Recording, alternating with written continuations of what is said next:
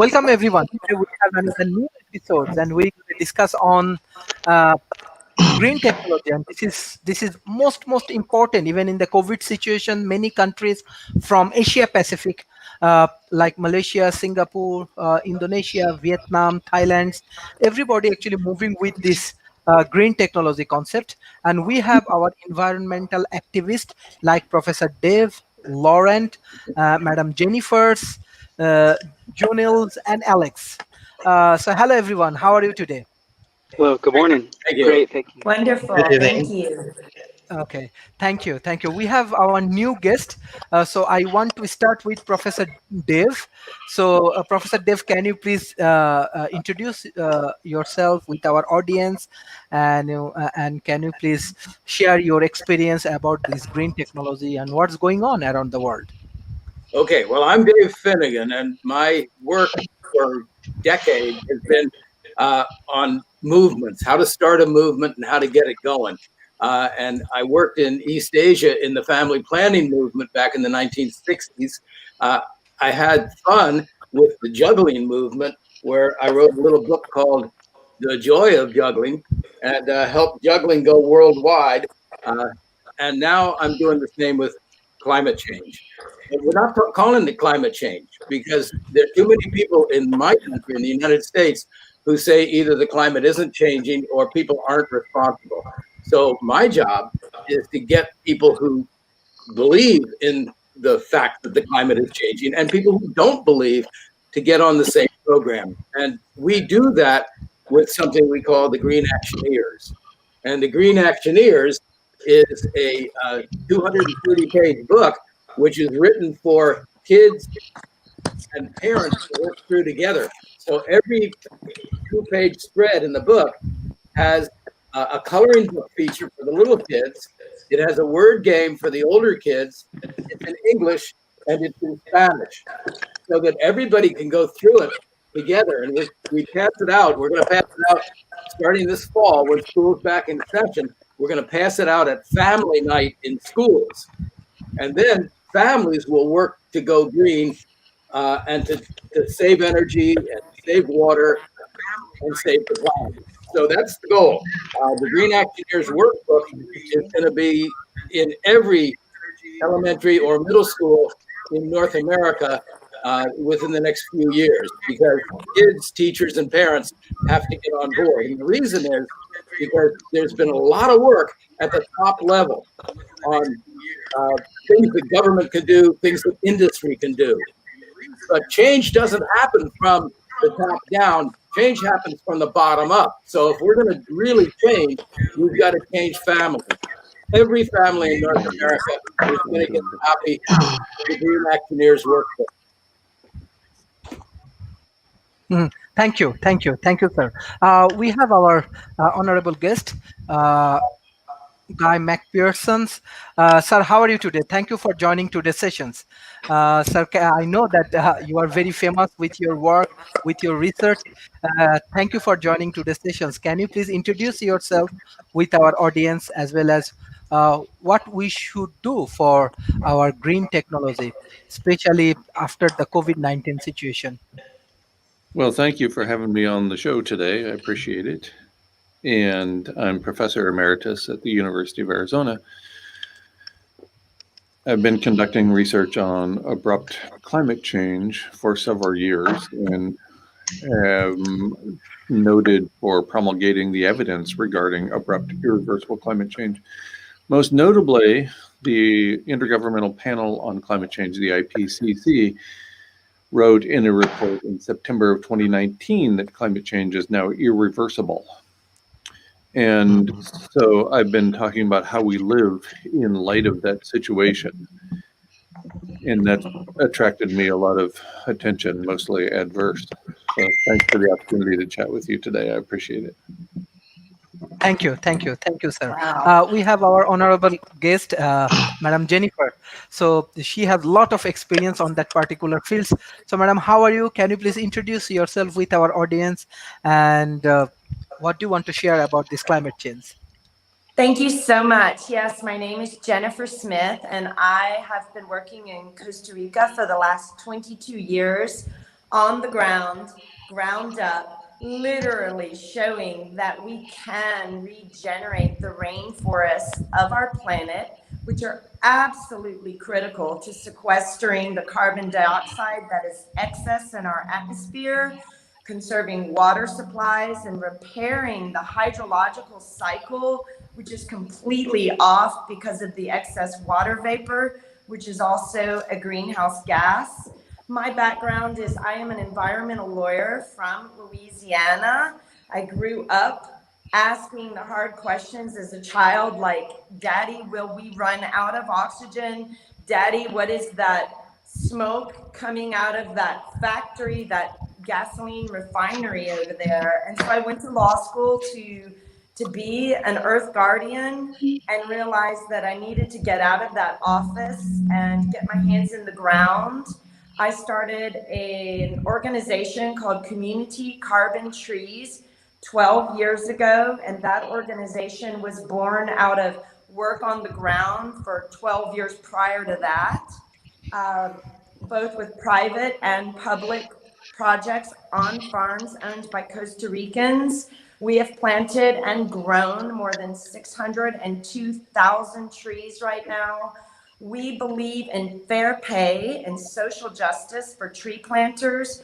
We are not going to solve the environmental crisis unless we do it in a socially empowering and inclusive way.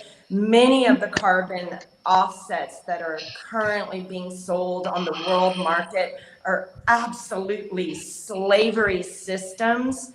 They are not biodiverse. They are not regenerating soils or conserving water supplies. And so our model is working with great success. We just had an interim carbon measuring on Tuesday.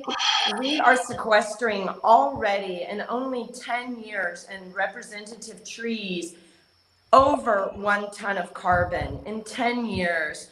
And there's no one on the planet who's doing it quite the way we're doing it, by also regenerating the secondary vegetations and doing the work with fair pay. So we include long-term maintenance, which makes sure that these trees grow robust. We're creating food sovereignty opportunities for women. We can see dried up water springs begin to flow again. So while I appreciate Dr. McPherson saying that climate change is irreversible, the fact is we can take a dead piece of land and we can regenerate it, and we can regenerate the community while we do it. And we can give these families, just as Mr. Finnegan said, a way to give back to the planet by sponsoring real trees, not $1 trees, but trees that reflect the real cost of repairing the rainforest.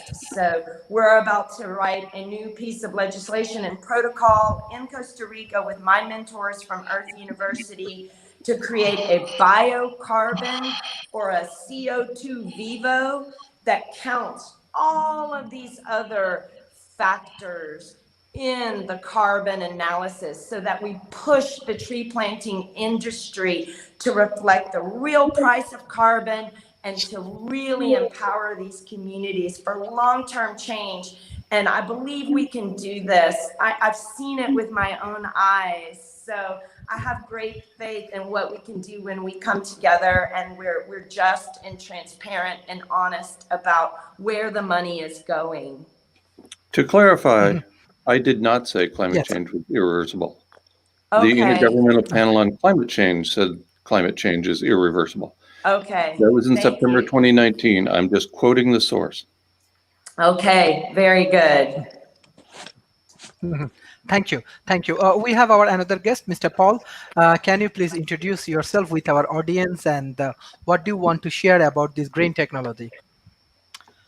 Yes. Hello, everybody. Good morning or afternoon, whatever it may be.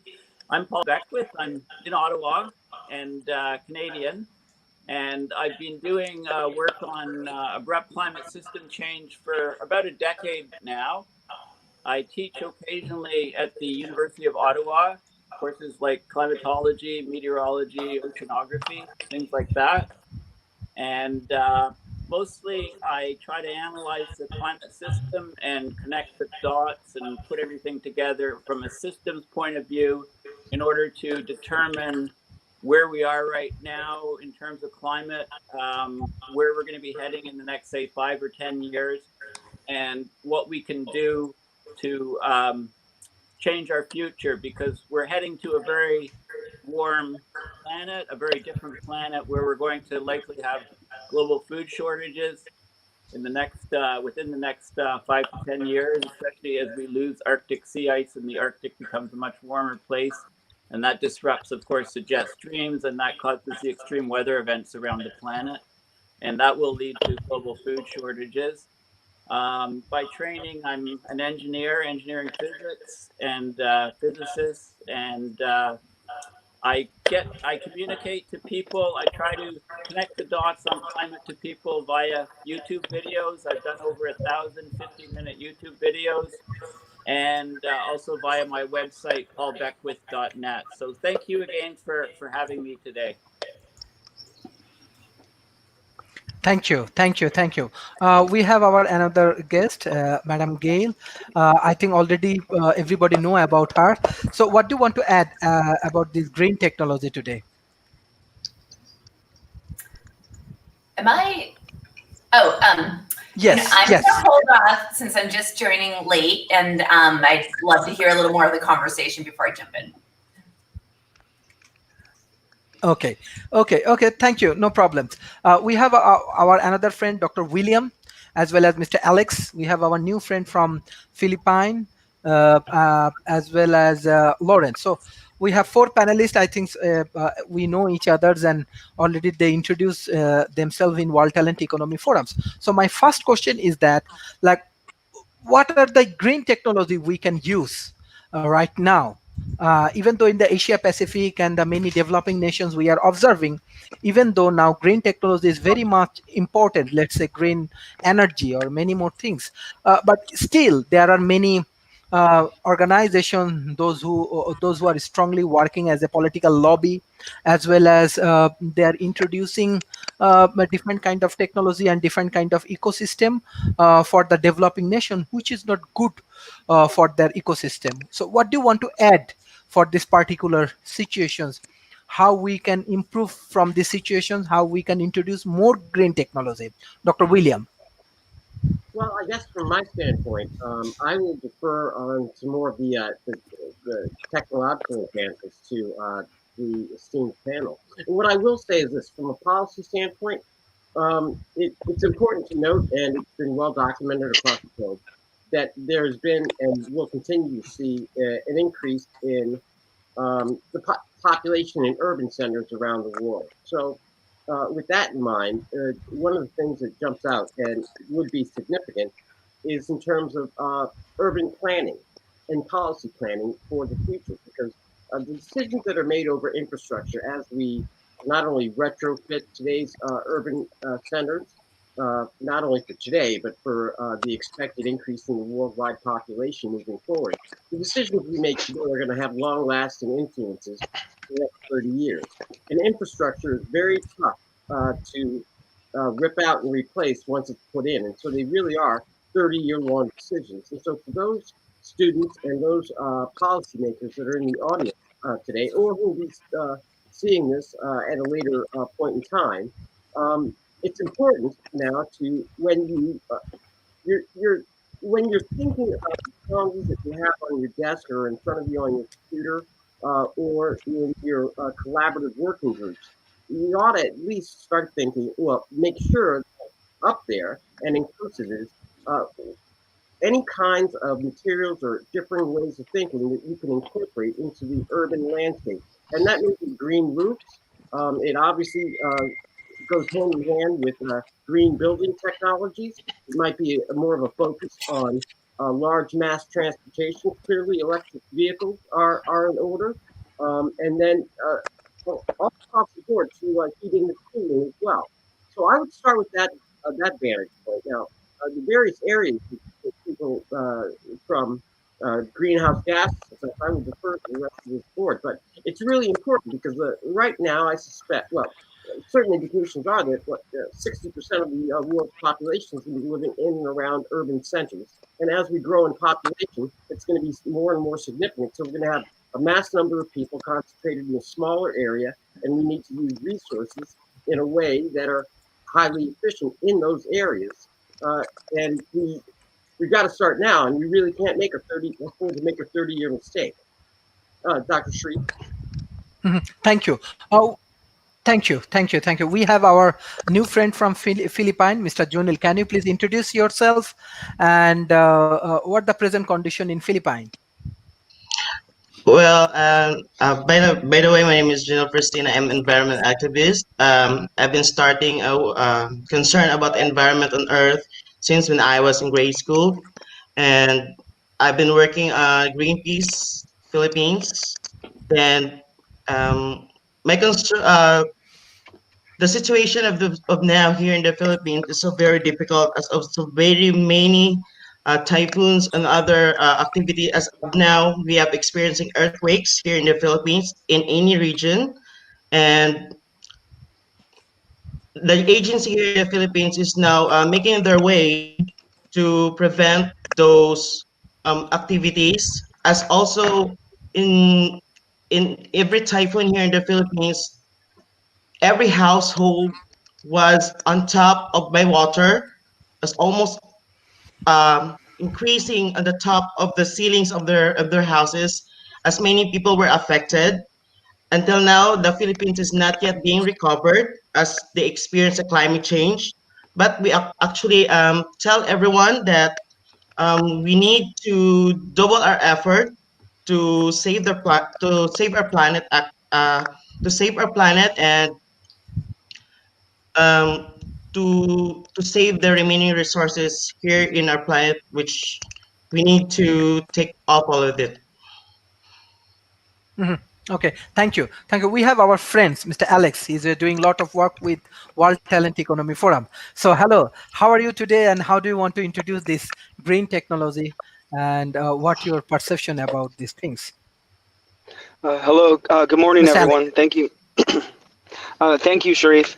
So as we continue to see increase in global population, we're going to continue to see increase in carbon emissions until we do something about it. So the goal of us transitioning to green technologies is us all lowering our individual carbon footprint. And green technologies allows us to do that. Unfortunately, technologies caused a lot of problems around the world with waste, with pollution, with use of resources, our finite resources, but we could utilize green technologies to help get us out of this situation. So some of the ones that I'd like to mention is just what Energy Star is doing with efficiency. I love what Singapore, Dubai, and some of the modern the developing countries that are transitioning that are just doing some really great things, and now they're transitioning to like a developed country, incorporating a lot of upcycling, a lot of LED lights, a lot of green technologies, renewable energies with their building projects. It's just really cool what some of these countries are doing around the world. I do want to mention that Samsung, the phone that I'm using, when I chose to purchase Samsung, like 5-7 years ago, I chose Samsung because they had a whole page dedicated to good PR, green technology, donating, all of that. So now on my phone, there's a whole area on my phone where I could watch ads or donate money to the SDGs, which we constantly bring up in these discussions. That's the United Nations Sustainable Development Goals. So there's a whole section in my phone that's dedicated to that.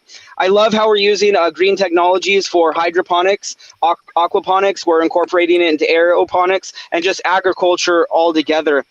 We are transitioning towards eating lab-grown meats, and that's occurring in different places around the world. Of course, it needs more study.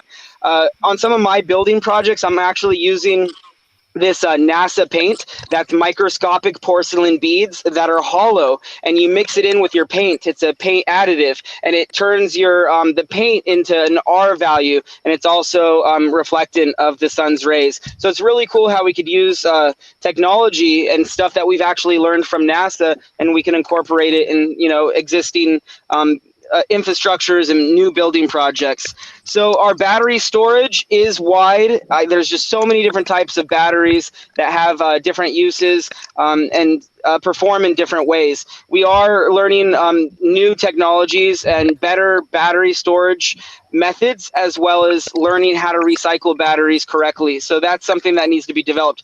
I like something. So this is something not a lot of people probably pay attention to, but Google, with incorporating that technology, like Google Maps, for instance, is maybe a type of green technology because it allows us to get from point A to point B very efficiently without getting lost or sidetracked and all of that. So Google Maps, I think, has helped a lot. Solar panels are becoming more efficient. They used, on average, they're 15 to 20% efficient, but now we're seeing some of the higher end models, around 23%. Some of the best solar panels are actually 45% efficiency. So that's increasing. I hope that we continue to use green technologies and do more research into biodegradable plastics. And there's just a lot of cool things coming up. I like the solar oven that I can take with me camping to heat and cook food without, burning fossil fuels, having a little portable stove, or burning firewood. I love when I was in Finland, what Finland's doing with utilizing technology to understand how to convert waste into energy. So it's their waste to energy facility, how they're also reclaiming some of that heat. I do think that we need to incorporate green technologies again to learn how to recycle better, and maybe incorporate machines, automation, and artificial intelligence into sorting trash and recyclables, so it's not all going into a landfill.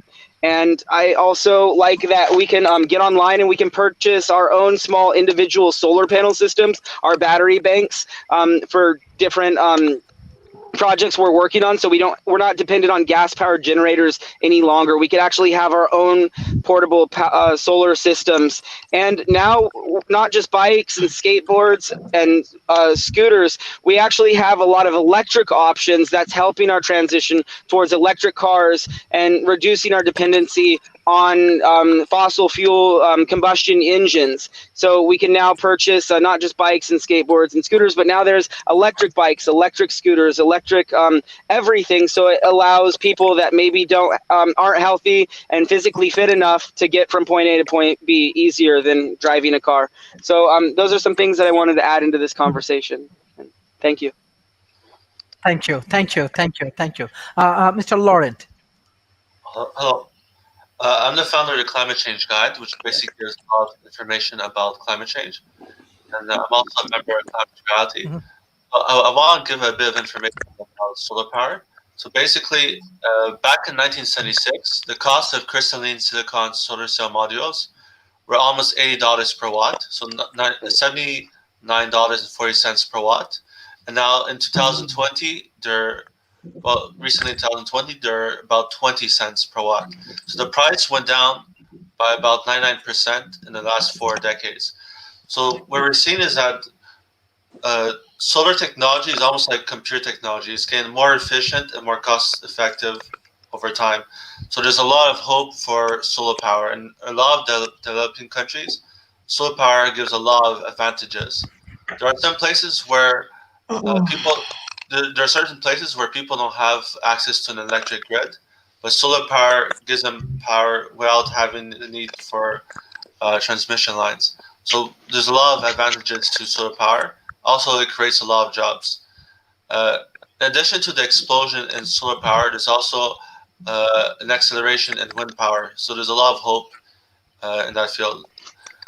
However, for green technology, I think that we need to do many different things as well, not just solar and wind, but other forms of energy as well. So there's also wave power, tidal power, geothermal, hydroelectricity. So I think we have to use a combination of many different sources. Now, there are also some environmentalists that talk about how new forms of nuclear power can provide a lot of clean energy. Now, I know nuclear power is not that popular with environmentalists, but there are some climatologists that are saying that we need nuclear in order to get to 100% renewable in a few decades from now. James Hansen spoke about the need for nuclear power a couple of years ago, and Bill Gates created a company called TerraPower, which is about creating a new form of nuclear power that could help reduce emissions dramatically. So I think we need to have multitude of different clean power in order to get 100% sustainable.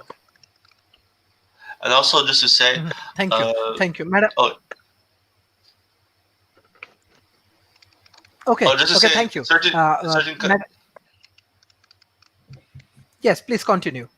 Oh, sorry. Just to say, in certain countries like Chile, for instance, there was a very dramatic acceleration in solar power, where every year they more than doubled their installations of solar panels. Wow.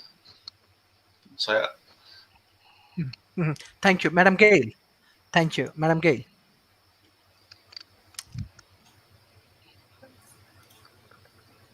Hi, thank you, Sharif.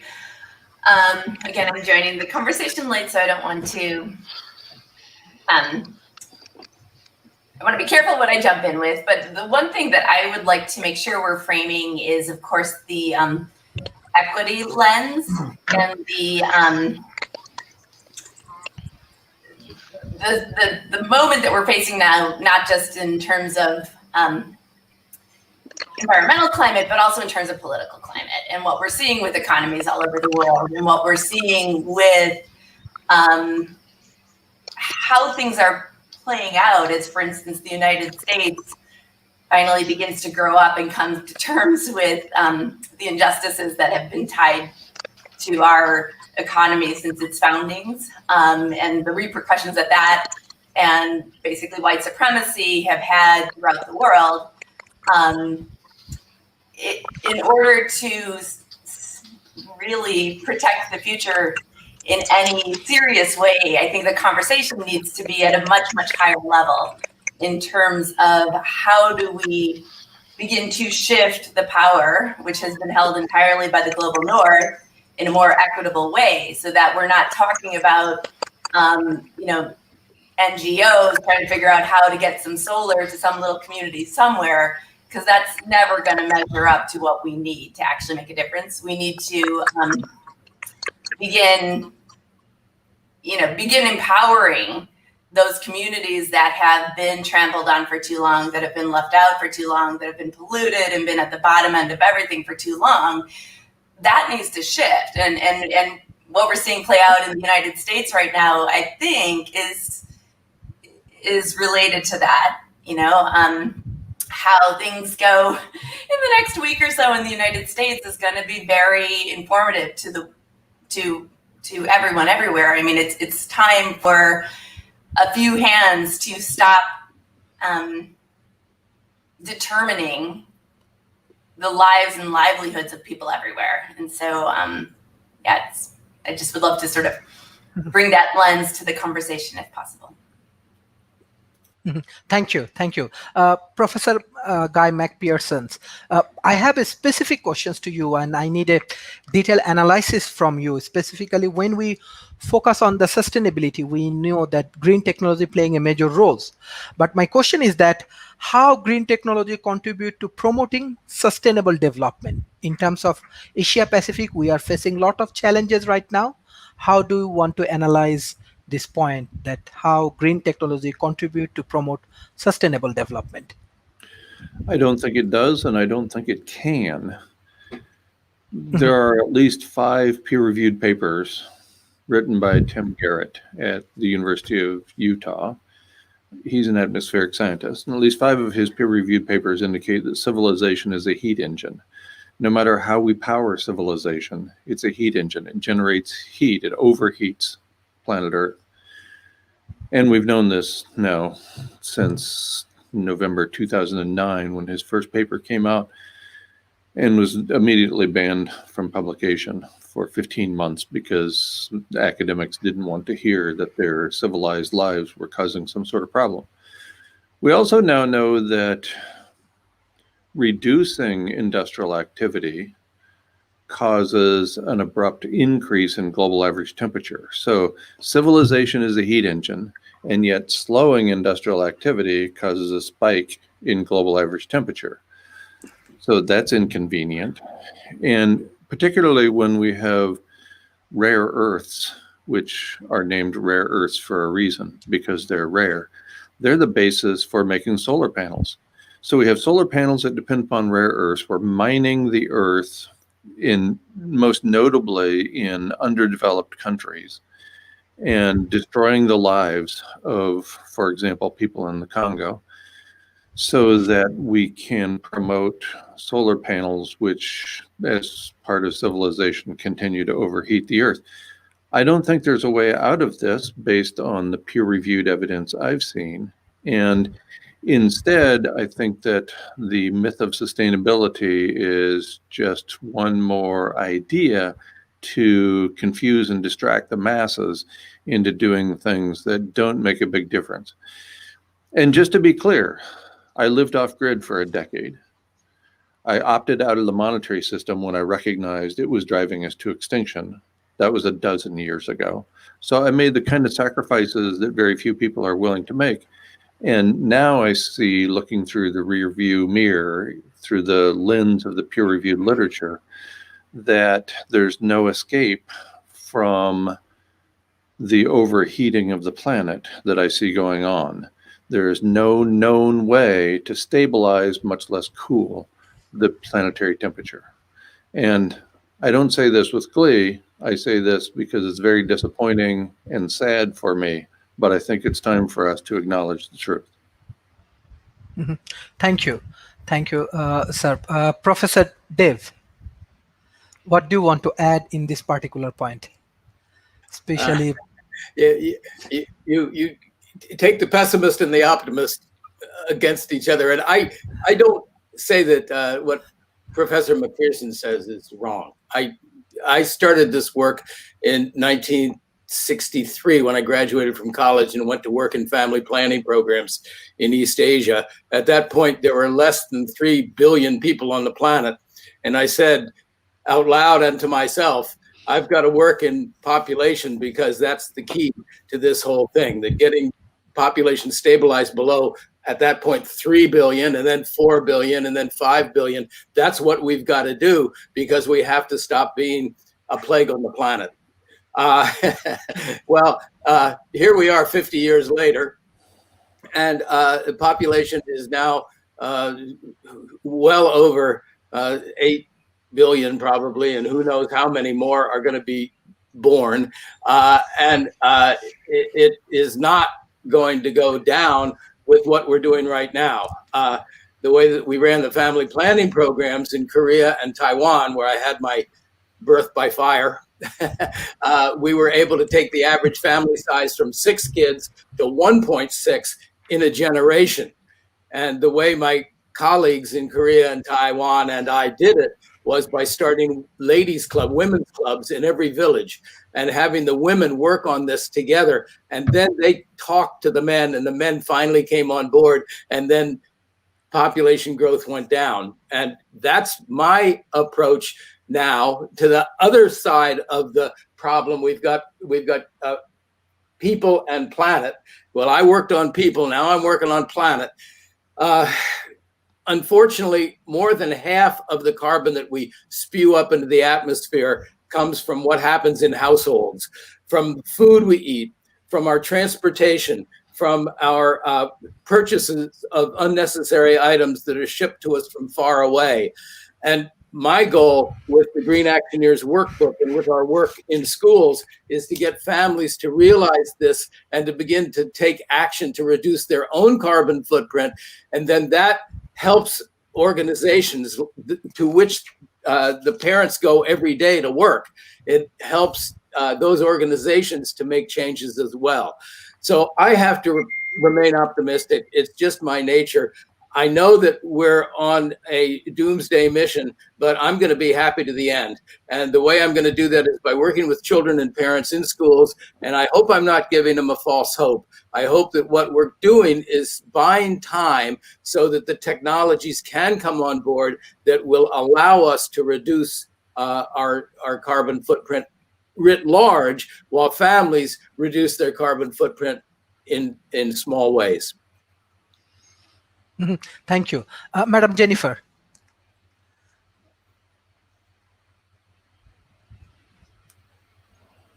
What we're doing as community carbon trees. So I am also an agroforester with a biology background through that, and I'm a certified carbon auditor.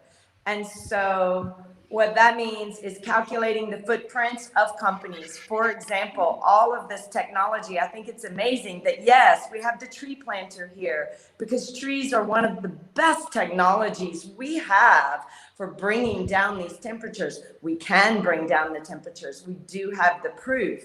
And what's happening is that we produce these amazing solar panels, hydrogen capabilities, different capabilities that are in the technological realm, they all carry a carbon footprint. So until we recognize the beautiful tree, especially in an area of the tropics, the rainforest, where they are growing bigger, harder, faster, and sequestering so much more carbon than in a temperate climate. And then on top of that, we're giving the water cycles, which is the water vapor, which is raising the temperatures from a science standpoint. If we deal with the water vapor through the trees, making cumulus clouds and absorbing that instead of the rain falling on deforested hot land, we cool any piece of land off between 7 and 10 degrees in just 4 years with a new rainforest growing. And this technology can go all around the world. And with a model pressing on the carbon offset industry to include the fair pay that was mentioned, to deal with the fact that this is a human solution, to deal with these families who want to reduce their carbon footprint, to deal with the companies who want to have a real carbon analysis and then give back in a way that's going to be a live CO2 offset, not a monoculture that only grows for 15 years, doesn't really deal with the entire cycle of life. So we've got to fix our soils, our hydrological cycle, and bring these temperatures down. And nobody's invented anything better than a tree yet. There's been some inventions of some things along some highways and urban areas and the cool sidewalks you can walk on, and those are absorbing carbon. This is amazing technology. I have a saying, everybody do everything. Everybody do everything. And if you're not already offsetting your own personal carbon footprint with a real tree, then you're not doing everything, because we cannot drink solar panels. We cannot breathe fancy technologies. We need trees for that, and we have this green technology, and we've just got to push on this carbon market to make it biodiverse in every way and socially just. Mm-hmm. Thank you. Mr. Paul.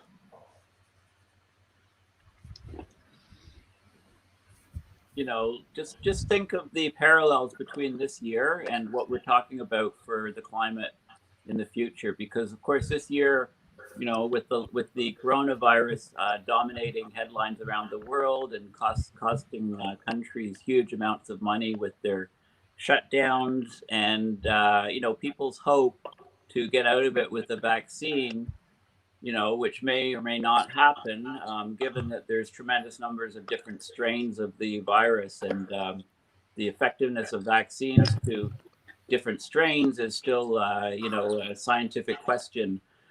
But the point is lots of the world is sort of reacting, in similar fashions to respond to deal with the virus.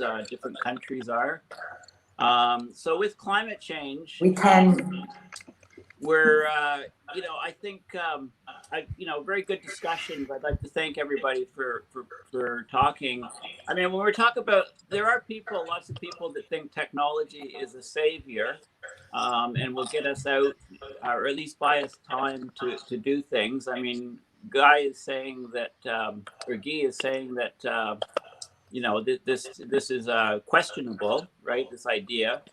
But I think part of human nature is to have some hope, and at least to keep trying to do things, even though we don't know whether they'll work or not. I mean, we don't do things because we expect them to work in all cases. We do things because we think that they're right to do. So In my case, I always like to bring up the example of the U.S. military budget, which is what, 800, 900 billion, who knows what it is exactly. And there's thousands and upon thousands of scientists and engineers who work for the military to develop new strategies and technologies to dominate other people around the world and to stay secure. So, you know, that's the reason given. Imagine those people and that money going to addressing the climate problem, to develop new technologies to slash fossil fuel emissions, which is one thing we need to do. I like to talk about a three-pronged approach or a three-legged bar stool. One leg is slashing fossil fuel emissions, and that's what the governments talk about without actually doing. But another very important leg is carbon dioxide removal, removing carbon dioxide from the atmosphere and ocean system in large scale. So it's got to be scalable to have a global effect. And there's lots of different technologies people are looking at for that. And also, the third leg of the bar stool is solar radiation management. So we know when a large volcano goes off and puts sulfur up into the atmosphere, that cools the planet for up to 5 years, maybe a degree or two, depending on the size of the volcano. And if the material from the volcano goes up into the upper atmosphere, it has an effect because it's blocks some sunlight. So there's lots of different technologies that people are considering to block some sunlight to buy us time to do the other two steps of the three-legged bar stool. So we haven't even scratched the surface on putting money or scientists or engineers on these things. So it's very difficult for people to discount the effectiveness of some of these technologies to cool the planet until we actually try. And like I said, it may not work, but we have to be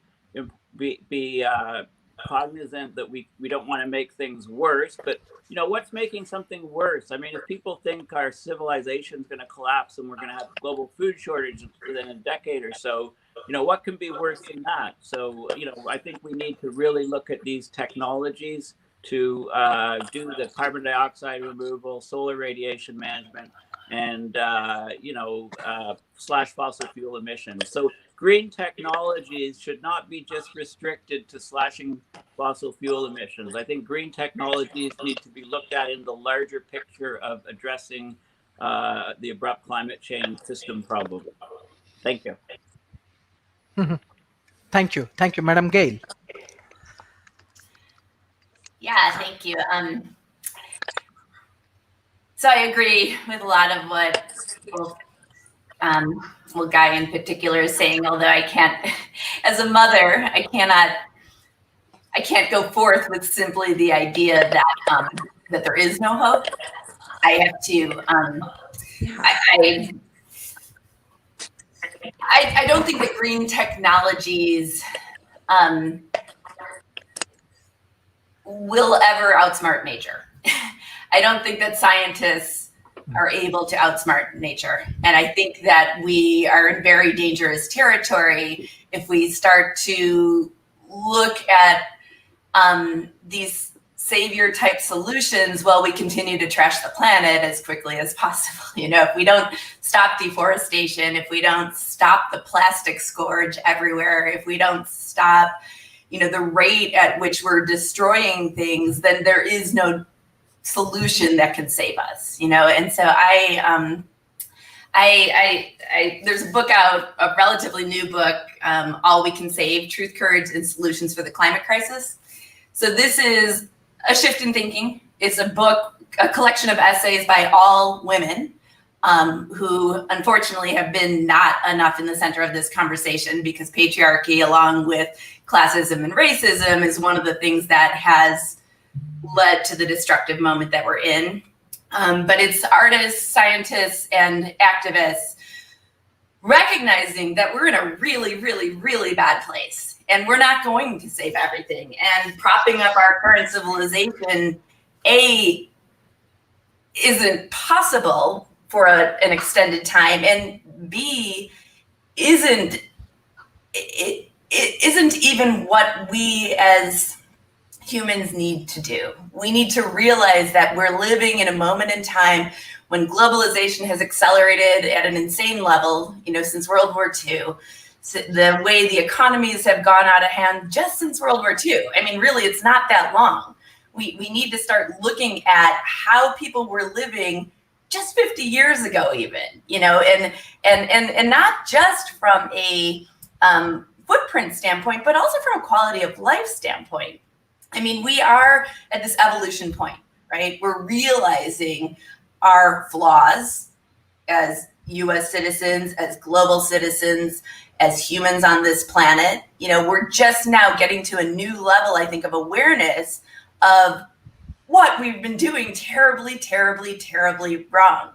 And I think that shift, that shift is what we need to push for. And so, like, this idea of everyone doing all they can, on one hand, yes, is important, because I think it's really important from a psychological standpoint to keep some element of hope.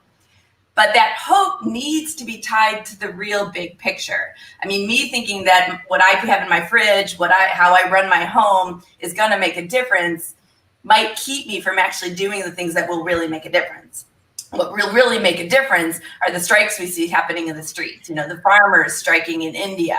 We need a global strike. During the Black Lives Matter, or during the recent George Floyd protest, I remember being struck by a huge amount of hope when the California ports shut down. The port unions shut down, and I was like, oh my God, what if we could get ports all over the world to go on strike? We need a global strike. We need people all over the globe, and it's difficult because of COVID, but we need people all over the globe saying, I will not work if my work is destroying my children's future. I'm done. We're all taking off until we come up with a plan to stop trashing our children's future. So green technologies, I know, is the topic of the conversation, but I don't think any Band-Aid, I think green technologies are really a Band-Aid solution. I think sustainability, the idea of sustainability, has unfortunately been morphed to really be just a cover for how much good can we do to get by and have people still buy our products. It's really, I think, a corporate cover. And what we need is mass global strikes. People all over the world, what we saw with the youth climate movement, what we saw, that type of thing, that is what we need, and we need it fast. We need people all over the world saying, no more. But, thank you. Thank you. Thank you. Dr. William. I agree with Gail. And I also agree with Dave. I guess, I'm on unsure footing, a guy on this one, and so please forgive me my ignorance on this. And that is that it just common sense suggests to me that the measurement of the ever increasing heating of our globe, just most recently they ranked 2020 as having the highest or equal to 2016 in terms of global heat index. But it seems to me that that's a lagging indicator of reflective of the actions that we have followed, that we've already taken. And I'm curious, and I don't know the answer to this, but I'm curious to see what has occurred, if anything, with regard to any kind of measurable or perceptible change, given this last year where the whole world has been essentially shut down. I mean, because on the one hand, if there is no change, and that given the 1 year hiatus from massive global transportation and everything else that COVID has imposed upon us just to stop polluting the environment, if that shows that there's no perceptible change, then it could very well be true that there is no hope, and that human beings, we as just a species, are just a microwave oven. But to the extent that even if it shows a perceptible decline, which I tend to think so, not based on anything that's been reviewed or anything at this point, because I think it's too soon, but just based on what we've seen when we've seen the airs clear out, the anecdotal level around the globe.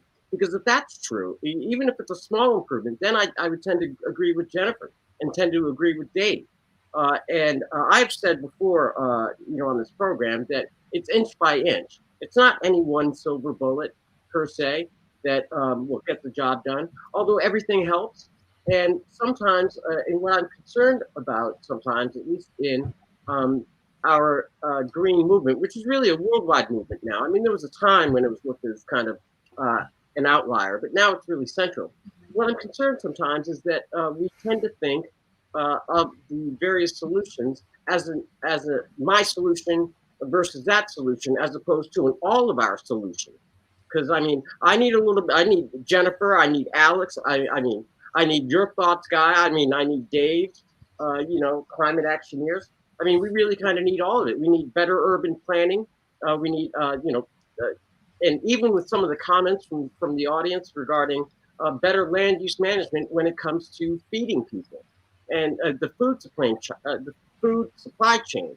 Because Dr. Sharif, you'll recall that on a couple of episodes ago, you had a guest on that talked very much about the importance about how we go about changing the types of food that we eat, because the food that we eat and consume also adds to or can have an impact on the climate change and the weather resources. So I'm optimistic. I tend to think that we will find a way. It could be that maybe we're late to the game.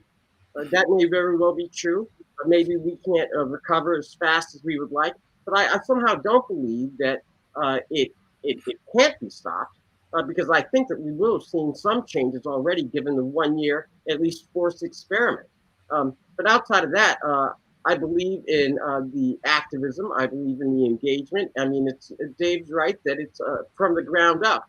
But on this point, I am heartened because at least within a couple of days, 5 days, we're going to have a change in administration here in the United States. And that's going to be a grand, bold new experiment to see really, once we have, for once in a while, an administration here in the United States leading the world's largest economy with a comprehensive package and a complete dedication to putting both the financial might, economic resources, and the will of the American nation behind this effort. I want to see what we can get done. It's not going to get done overnight, but I'd like to see what we can get done. Because for the first time, it's going to be this grand experiment when maybe COVID raised our global awareness. And let's just say we're now globally woke.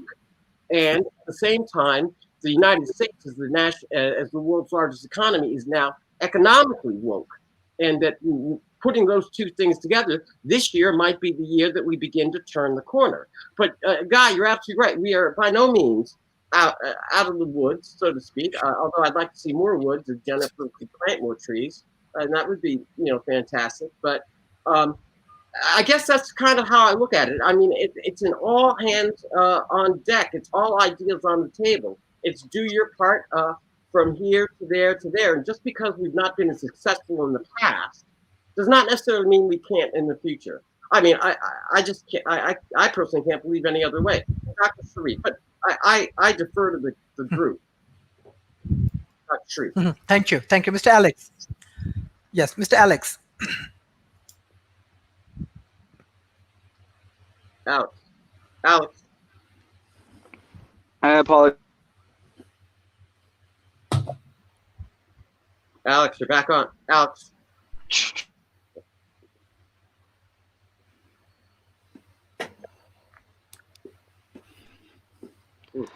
I apologize, everyone. Okay, there's the mic. So as far as burning fossil fuels and how they affect the sun's rays, I do feel that we are, as a civilization, a heat engine. I mean, solar panels, like, what is that? Basically, instead of, the sun coming in and rays bouncing back out into the atmosphere, they're coming into solar panels, and then we're running ACs or things that create heat, lights and all of that. So yeah, it is a heat engine. I agree with what's being discussed in this conversation. There's a lot of solutions. We need to implement everything that we have to address this global situation, this global crisis.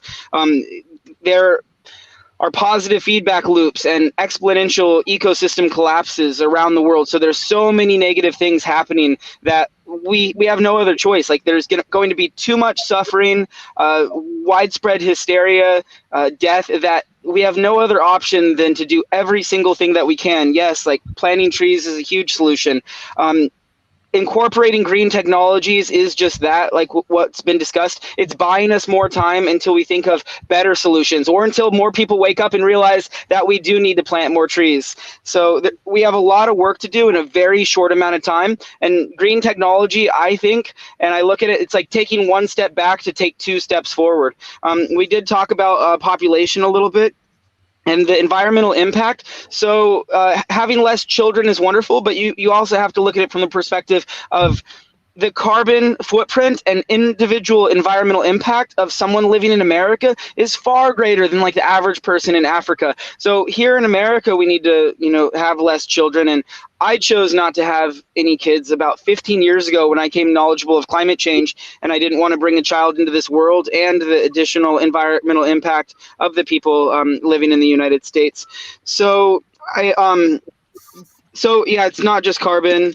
I wanted to mention electric cars. So even though they're batteries, even though we mine in different countries, it's horrible. I hope that we address the harsh working conditions and child labor and anything else that's going on with the mines around the world for the batteries. But it does help solve the multiple pollution points of fossil fuel burning cars to single point pollutions, and it does help us address that aspect of it.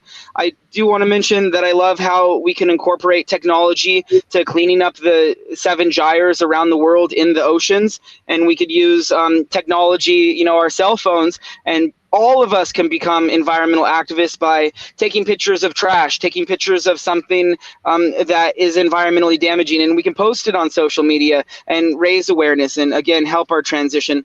I do think a really important keyword for these discussions, if you're watching this video, is just learning more about upcycling. It's really important. It's a good term to know the definition. And circular economy, that's another thing that we need to transition to, a circular economy. So why are we all doing this? Why are we lowering our carbon footprint? It's not just the increase in atmospheric temperatures and the collapse of the biosphere. So the oceans are warming, and we're seeing increase in cyclonic activity around the world. So I'm a first responder. I've been to Iraq and Ghana and all these places, but I've been through 7 hurricanes, and I've covered the aftermath of 5 hurricanes around the world. So I actually went to the Philippines after Superstorm Haiyan. Local name was Yolanda. After about a week and a half, I made my way to Tacloban. That's where 5,000 to 6,000 people died. I did search and rescue. I moved bodies. I helped with the incident command system logistics, and it was a nightmare. And we have a guest on this show from the Philippines. So that's one of the reasons why we are working so hard to do everything that we can, to use green technologies, to vote politically, to plant trees and do all this, because we're going to continue to see more disasters around the world that are devastating regions and causing mass suffering. And it's so avoidable. We've known about anthropogenic global warming for decades and decades. I think it was like the 70s, the 80s, that scientists analyzed data and predicted exactly what's happening right now, more disasters around the world. So we have the solutions. I love when we have conversations like this and we continue to learn from each other, but this has to be and will continue to be a global movement, having more of these conversations, working towards every solution possible, because collectively we all have to work together. We have so much work to do in a short amount of time, and yeah, a lot of things slowed us down along the way, but we have too much to lose to give up and to stop trying as hard as we can every single day. So thanks again for this discussion, everyone. I'm happy to be here. Thank you. Dr. Thank you, Tristan Thank asked a question. I think we can answer that question. And the question was, did the pandemic cause a drop in emissions? And yes, it did. About 2.4 billion tons of emissions were eliminated this year, and a 7% drop from 2019. It's the largest decline on record. And they can pin it right to COVID. So yes, it did. And the other thing I would like to mention is the family planning program I worked on in Korea, let's say, in the 1960s.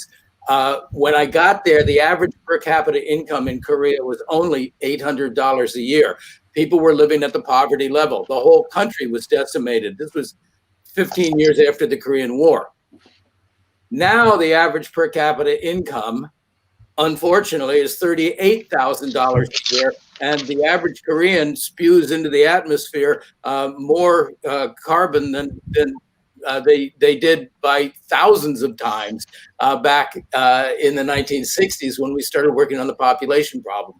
So working on population and family planning without working on consumption is a fool's errand.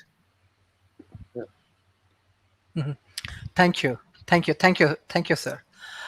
Yes, Professor Guy McPherson's do you want to add some points specifically for the policy making for green technology or sustainable ecosystem development? Even though when we work with different planning ministry, we are observing every country right now, even in different developing countries, they have even 5 years to 100 years of plan. But in the COVID situations, they're facing a lot of challenges, especially with their healthcare system, even their energy systems, their construction and developments area. Many more things they have to change because of COVID. Strategy as well as policy, many things they have to change right now. And specifically, we are observing many countries do not have enough good policy for handle the crisis situation. So what do you want to add? What do you want to share specifically on that particular point, sir? The peer-reviewed literature I've seen indicates that carbon dioxide emissions declined only 6% last year. And that's probably quite fortunate that it was such a small number. To the extent that carbon emissions are linked to industrial activity, we know that a significant decline in industrial activity will cause a global average increase in temperature, a spike within 5 days or so, according to James Hansen. This is known as the aerosol masking effect. So, to the extent that greenhouse gas emissions reflect industrial activity, and to the extent that reduced industrial activity causes a spike in global average temperature, we don't want that to happen at all. We hear all this talk about reducing carbon emissions, but if that reduced carbon emissions comes with reduced industrial activity, then surely it spells the demise of not just Homo sapiens, but all life on Earth. And I don't think anybody's a big fan of that. So I have yet to see any means by which we can reduce emissions of carbon and the other more than 40 greenhouse gases that we're now putting into the atmosphere. Reducing carbon emissions and other greenhouse gas emissions, while also maintaining aerosol masking. In fact, there's one solution that I've seen that has not been tested. It has only been written about by the leader of the project, Dr. Ye Tao at Harvard's Rowland Center, and that is the Mirrors Reflection Project. It has not gotten any significant funding. I think it is the only way to accommodate the loss of aerosol masking, while also making the significant changes we need to make as a society to reduce our environmental footprint, and perhaps even give us a few more years in light of the ongoing mass extinction event. But beyond that project, the Mirrors Reflection Project, I don't see any significant effort, and I certainly don't see any acknowledgement of the aerosol masking effect or global dimming, despite the fact that BBC ran an episode about the aerosol masking effect, so-called global dimming, in 2005. Other than that, we haven't heard anything about it. It's almost never talked about by paid climate scientists, and I'm willing to bet that very few people in this conversation have heard of it, have done any of the work on it, have read any about it. It's been known from the peer-reviewed literature since 1929. And yet, it seems to be the least talked about phenomenon with respect to climate change by the media and the governments of the world. Thank you, sir. Mr. Laurent, yeah. Can you hear me, Mr. Laurent? Oh, okay, hello. Hear me now? Yeah. Okay. Yes. So I just want to make a general comment. So there are many different forms of climate change denial, and usually the main focus, the main goal is to stop us from changing our ways, is to stop us from developing green technology. So there are certain climate change deniers that will say the planet isn't warming. There are certain deniers who will say the planet is warming, but it's not caused by mankind. The other deniers that will say it is caused by mankind, it is warming, but it would be too expensive to change. And then there's also a new form of climate change denial, which basically says, well, it's too late. There's no point in changing because we're doomed and we're all going to go extinct in a couple of years. So that's a different form of denial. And basically, the purpose of it is to stop us from taking action.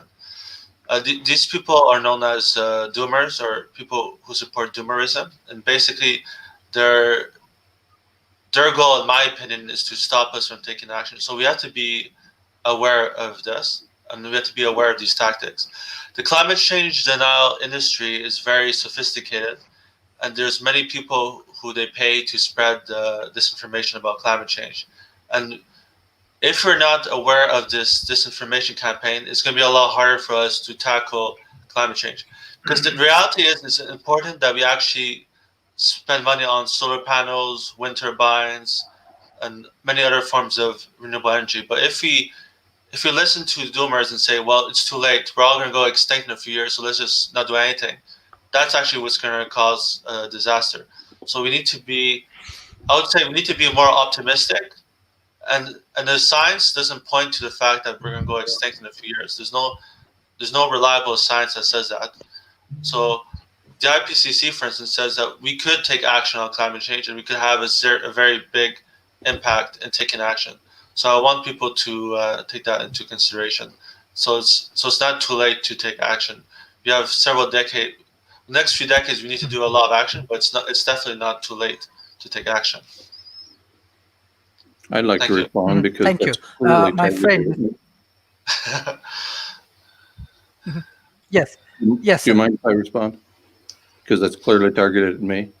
I've taken more action. Yes. I've taken more action and given up more privilege than everybody else in this conversation combined. To accuse me of inaction is to be ignorant and foolish. I lived off grid for 10 years. Did you? Did any of you? No. I opted out of the monetary system a dozen years ago. Have any of you tried that? It makes it difficult to get my work done. And I've taken these actions because I thought they were important. I realized the monetary system was driving us to extinction, so I opted out. Has anybody here done that? No, only me.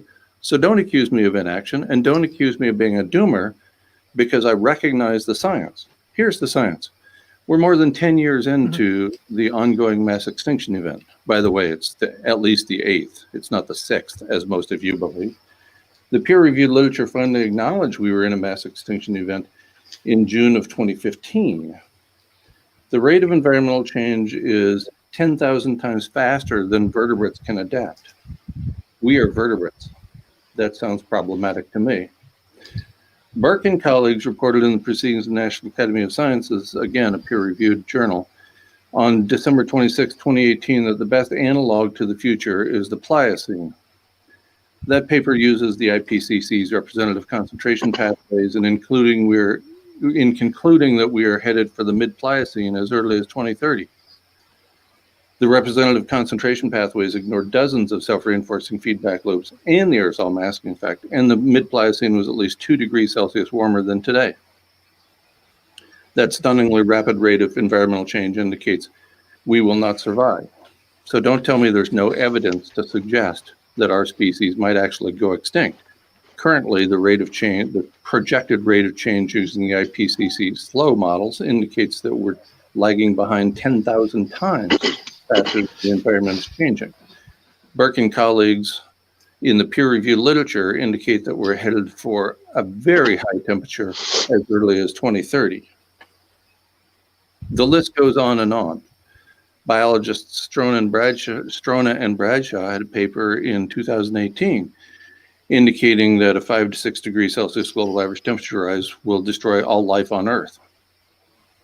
Surely you have to conclude that humans are included in the category of all life on Earth. Again, I've taken profound changes I've made enormous sacrifices in my life.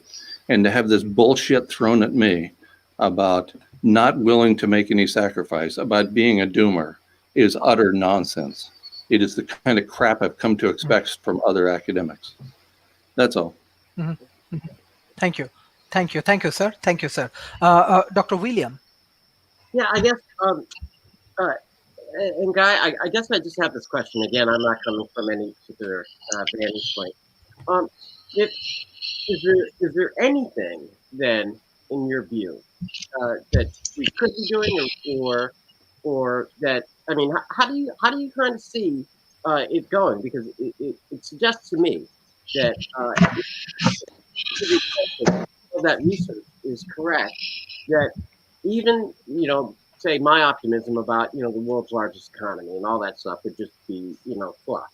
And all the notions about replenishing the forests on the earth would be fluff. I mean, if none of that would have a noticeable impact in terms of the way you look at it. Do I have that right or no? A lot of things that we do, if we can do them as a society, will have notable impacts. Unfortunately, most of the notable impacts will be negative because people are ignorant of the aerosol masking effect, and it is a significant component of the climate system. Okay. So, well, then can for right now, because Dr. Sharif really does have a large audience, and to the extent that they don't know, could you explain the aerosol masking effect? Just because you've got a big stage here. sure. The aerosol masking effect was first described, to my knowledge, in the peer-reviewed literature in 1929, in a paper by Angstrom, and more recently in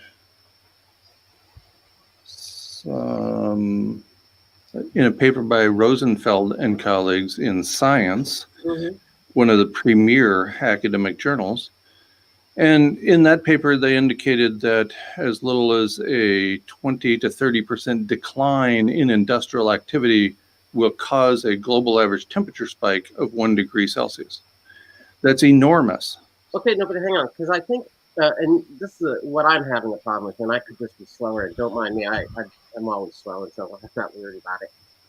It seems counterintuitive, because if you stop the very things that we're complaining of as, say, polluting the environment, why would that then necessarily, at least according to the research, lead to an increase in the harmful effects that we're trying to avoid? Right, that's a great question. At the same time that industrial activity produces those greenhouse gases that we all understand that trap heat, hold it close to the earth. Once the earth is heated, those greenhouse gases trap the heat and prevent at least some of the energy from going back out into space. That's why it's called the greenhouse effect.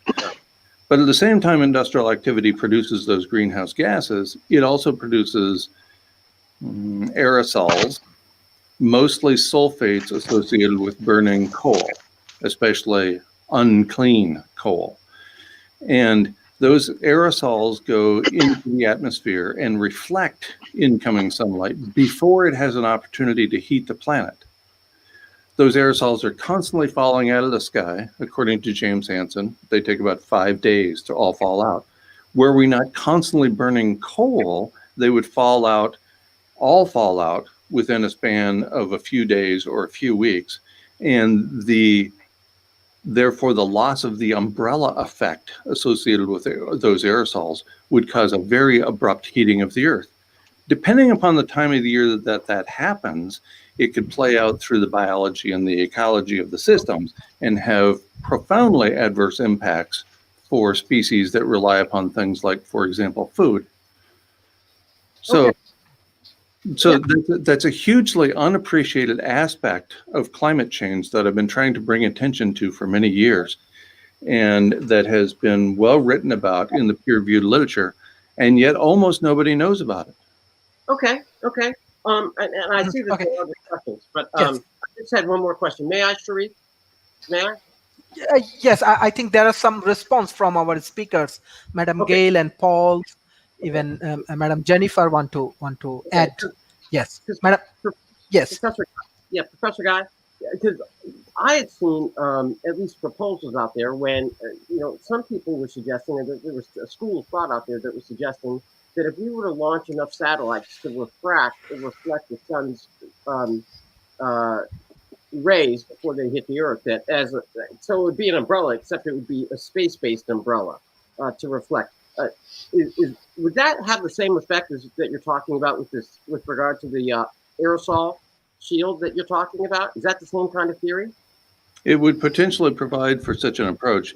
One of my colleagues at the University of Arizona, Dr. Roger Angel, had proposed a similar idea more than 20 years ago, and it never got any traction.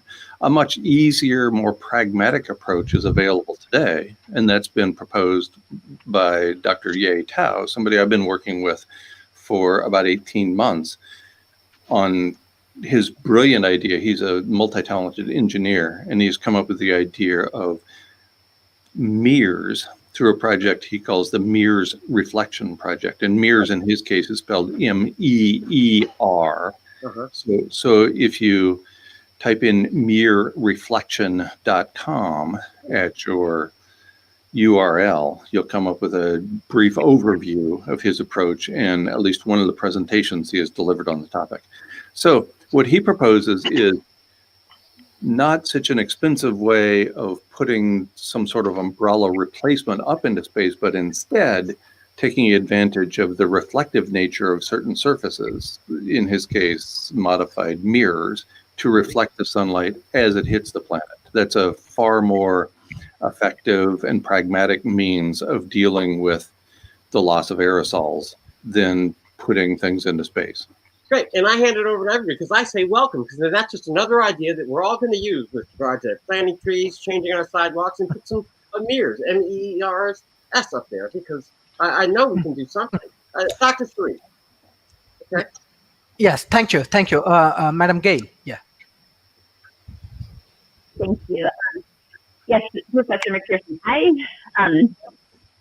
definitely hear that you care and that you've done a lot of work in your life. And what I'm sensing, if I'm not mistaken, is a frustration with, with what's happening with leadership around the world, basically, both corporate and government.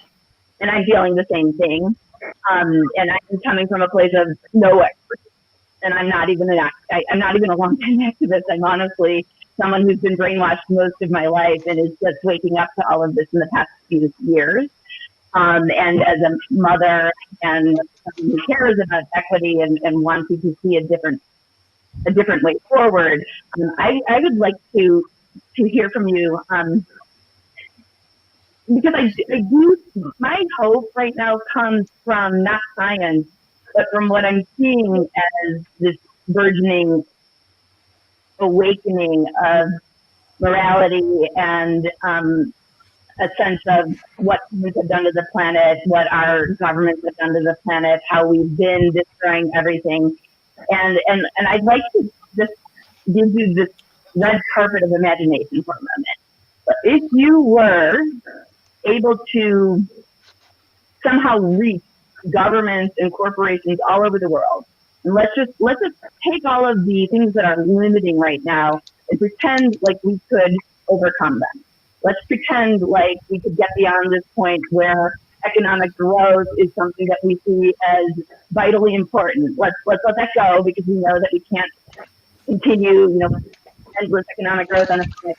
Let's say that we get over that curve. Let's say that we get to a point where all humans on Earth are thinking together on this. And because I believe that human nature is generally good. And I believe that if we could overcome the brainwashing and if we could overcome, the myths that are out there and really start working together globally, what do you think we could do? Connecting all of these dots, putting the whole picture together, planting trees, regenerating the ocean, regenerating our soils, using green technologies selectively where they can be most beneficial, and stopping the harm, and really coming up with this global effort to do no harm and do everything we can to save everything that we can. What would you do if you had that power? Full implementation of the MERS reflection Yes. project, for starters, because time is very short.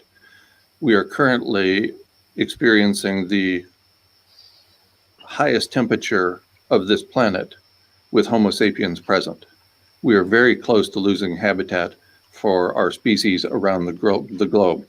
Earth is already losing habitat for human animals around the planet, as indicated by a paper by Raymond and colleagues published in Science Advances on May 8th, 2020. Wet bulb temperatures are killing people in tropical and subtropical regions already. So we need full implementation of the MER reflection project immediately. In addition, we need to immediately begin decommissioning all nuclear power plants around the world. They are bombs destined to destroy all life on Earth. Apparently 3 warnings were not enough. And Fukushima Daiichi was the 3rd warning that is causing already severely depleted life in the Pacific Ocean. We need to decommission all nuclear power plants because in our absence, they will strip away the atmosphere and cause the loss of all plant life on Earth, according to the peer-reviewed literature. And what that means is no life at all on Earth. So that's got to be our #1 priority as a society after implementation of the MER reflection project. So those 2 to start, and then let's have the conversation about not having any children.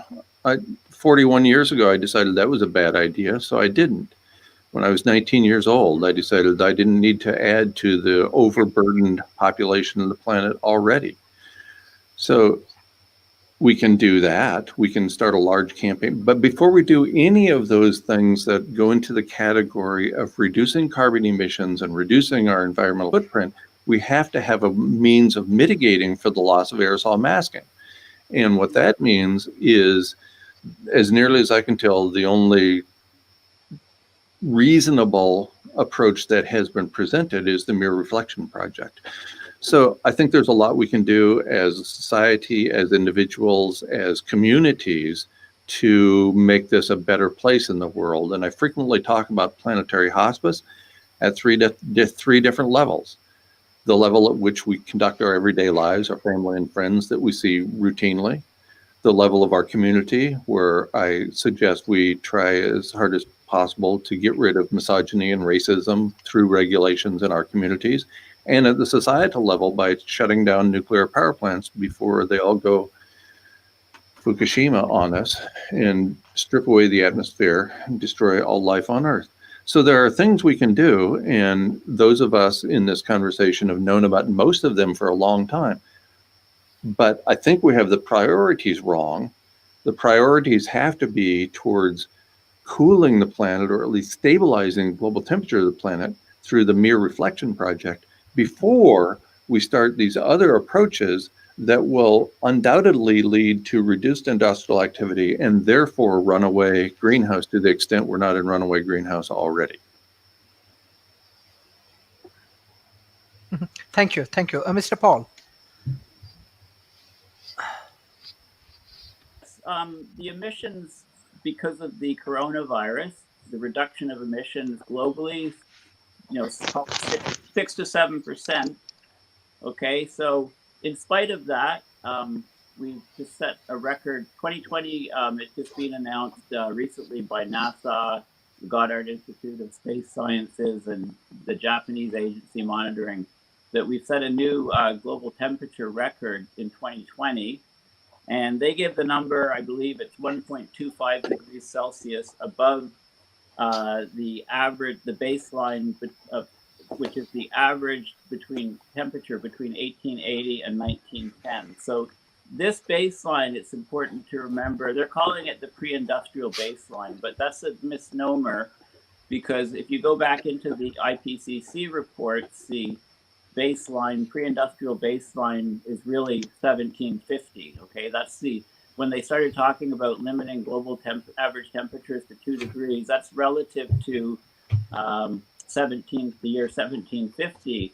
And also when the 1.5 degree C band was brought into Paris, perspective conference in 2015. Again, they talked about relative to pre-industrial, which is 1750. So to convert from 1880 to 1910 average to the year 1750, you need to add 0.3 degrees Celsius. So 2020's record of 1.25, you add 0.3 to get it relative to 1750, which is the original baseline. So already we're over the 1.5 and we're approaching the 2 degrees Celsius. Now, the other important point I'd like to add is that we're in a weak La Nina year. Now, the El Nino La Nina phenomena is basically a transfer of heat from the oceans to the atmosphere.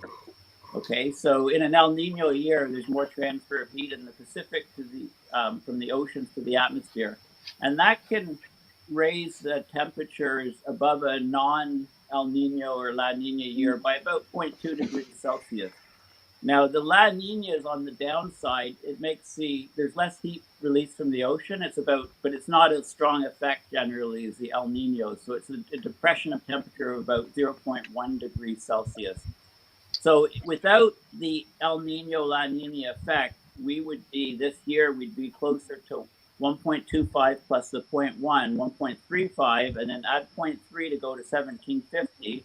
We'd be at 1.65 degrees Celsius above pre-industrial.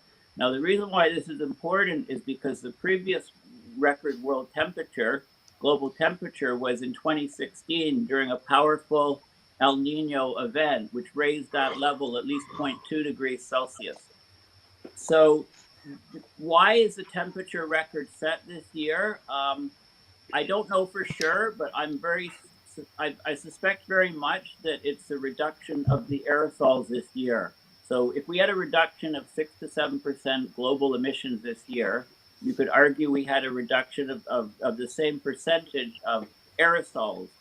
And the reduction of aerosols lets more sunlight get through to the surface, causing warming. So I think that is what is going on, and you could argue that aerosol effect is therefore about 0.2 degrees Celsius, maybe 0.3 degrees Celsius in 2020 alone. Now, it's not 1 degree Celsius, it's 0.2 or 0.3. So basically, we can glean a lot of information from this inadvertent, unplanned experiment, which is the coronavirus reducing emissions. So the bottom line is our temperature is increasing much more rapidly than it has any time in past paleo records. And we are heading to a much warmer world very quickly. We're talking about a rise of a few degrees Celsius, in the foreseeable, talking, I guess, comparing to 2050, say, 2 or 3 decades out, we could very well have global average temperatures in the range 2 to 3 degrees Celsius warmer than we had it in 1750.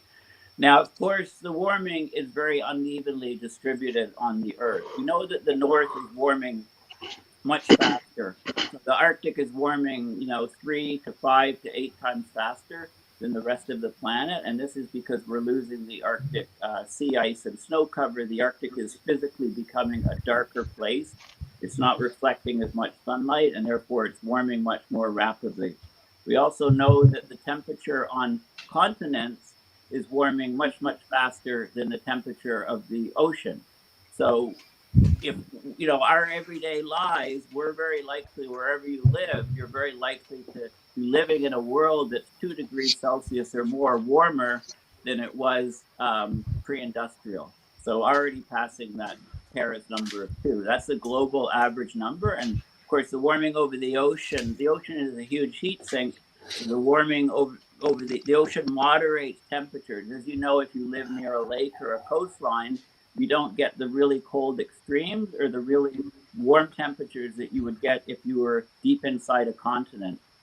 Also, if you're at higher elevation, the elevation of where you live is very important on the temperature rise. So the higher the elevation you are, the warmer the temperature rise is. So if you're, at a decent elevation or altitude, then the warming that you're experiencing is much higher than it's similar to the Arctic. It's similar to being continent versus ocean. It's much higher than that global average. Now, where we grow food is crucial, because the warming in areas where we grow food is causing there's lots of yields drop significantly with every degree temperature rise. We need more and more watering and irrigation, because we're getting, in much warmer areas, we're having much less rainfall. So it's really the where we grow crops that is the big threat. The biggest thing that will bring us down, humanity, or will cause us to wake up and say, whoa, climate is just as bad or worse than the virus that's affecting the globe, is simultaneous global food failures, crop failures. Now, we saw that in 2010, for example, what happens when food fails, okay? So in 2010, it was a massive, the jet stream was stuck in place, so there was a massive ridge over Russia. So they lost 40% of their grain crop. They didn't export food that year, wheat, grains that year. There was food shortages in the Middle East, and the Arab Spring arising was directly a result of that. Okay, so we're seeing, all we need is simultaneous crop failures in a few different areas. And unfortunately, the jet streams, when the waves circle the planet, there was a study that looked at those jet streams getting stuck in place and causing global food shortages. And, it's an enormous risk. It's just a matter of time before we start experiencing that. So it's prudent for us to, put climate change at the forefront of, risks to humanity. And, we kind of lost a bit of that picture this year with the virus. So the numbers, I will put I'm planning on filming and producing a video series on this very thing that I'm talking about, the coronavirus reduction of emissions, the coronavirus reduction of aerosols this year, the record temperature that's just been reported by NASA and other agencies this year, and the fact that it's a El Nino year and we set this record versus La Nina. All of these factors come into play, and I'll discuss the details in a video I'll release, film and release within a day or two. Thank you, Madam Jennifer. Yes.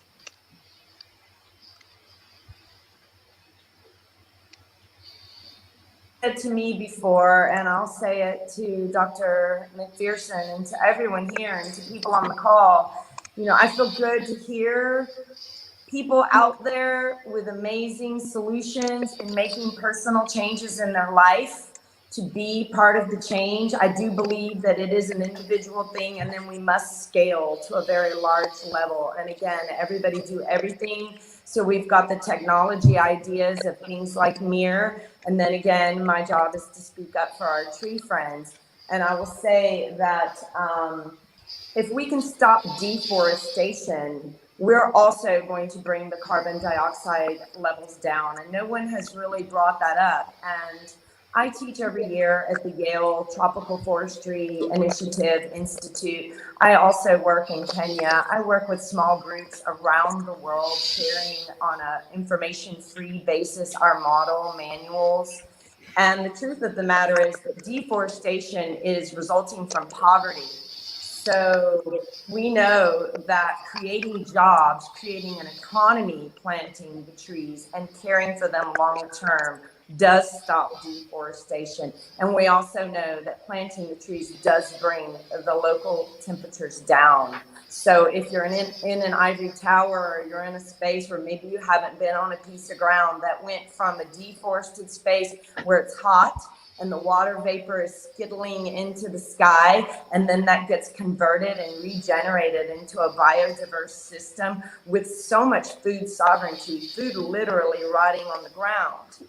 And that brings up another thing about climate change. It used to be said from a science standpoint that tropical forests were not going to be our solution because of the decomposition, which is releasing greenhouse gas into the air. But the fact of the matter is that we have taken all of these hydrocarbons, millions of years old, out of the ground, and we have refined them for our fossil fuels that go into all of this technology, everything, the computers we're on, everything. The truth of that matter is, from a science basis and on the ground, you can feel it, touch it, see it, smell it, is that the decomposing biomass is going back into the soil cycles. The first carbon measurements of soils was done by Earth University, by my mentor, who I am working on this new biocarbon legislation with, to push the industry to show that indeed that decomposing biomass is activating the microorganism cycles in the soils, creating soil fertility, and it's not releasing as much greenhouse gas in the form of methane as previously thought. A lot of people in research tanks were saying, oh, tropical forests aren't the cure, but they had never been to actually feel and see a reforested space. Which also goes into the fact that if we can deal with the deforestation, the 20%, think about all the fires we had last year. It was astounding and scary to watch the lungs of our planet burn in the Amazon, to see Australia on fire. This loss of forest cover hasn't even been analyzed in our yearly publication, The State of the World's Forests, yet. And so certainly the increase in temperatures, I would make a very educated guess, has been contributed to by the additional loss of forest. Here today, we have cut down, burned, and destroyed over 58% of the world's forest. That number has undoubtedly gone up 2 to 3%, according to experts, just in the last year. So by replacing these trees, we can create a solution to bring carbon out of the air without affecting the aerosol masking effect. I love learning more about this aerosol masking effect. I was familiar with it and I do understand it, but trees actually have nothing to do with having us bring down industry. They are a point of balance. And that's where nature comes in. Nature has some mystery left in it. There have always been stopgap measures in nature. Nature is dynamic. Anytime nature strikes a balance, it changes again. Nature hits a balance and boom, it changes again. So when we start talking about symbiosis and interdependence with the gases in the atmosphere, the soil, the trees, and the oceans, we have to know that if we replace these trees and we make a dent, a huge dent immediately in the planting of trees, the long-term care of trees to make sure they grow, which again is a fair pay human element, then I believe that we can see a change, not only in the carbon, also in our oxygen levels, and also in the hydrological levels. Because when we begin to talk about food sovereignty and food security, we all consume tropical food. If you drink coffee, there it is. If you eat chocolate, there it is. If you like mangoes, there it is. So the reality is that we can grow slow food within these amazing air conditioners for the planet, which is the regrowth of the tropical forest. And look at the fact that we are growing food and medicine as a part of it. And then to sort of blend out the whole idea, the reality of the 14% that used to be the number for planes, trains, and automobiles contributing to the carbon in the air.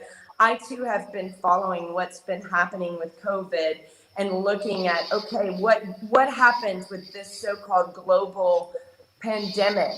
And it remains to be seen if people are going to really reset the way they travel. Certainly we're resetting the way we work.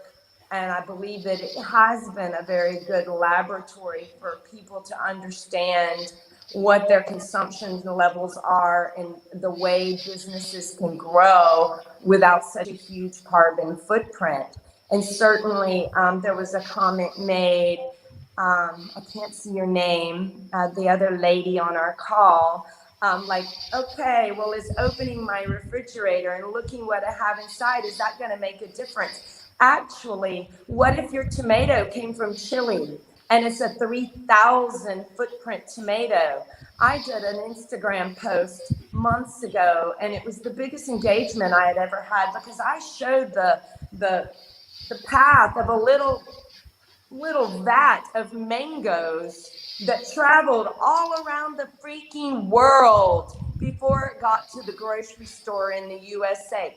We are not selling our products with the real cost to nature, the real value of what everybody's sitting at their computer and ordering from Amazon because they're anxious, because they're stuck at home, or because they go to the grocery store and they decide they just have to have the strawberries today.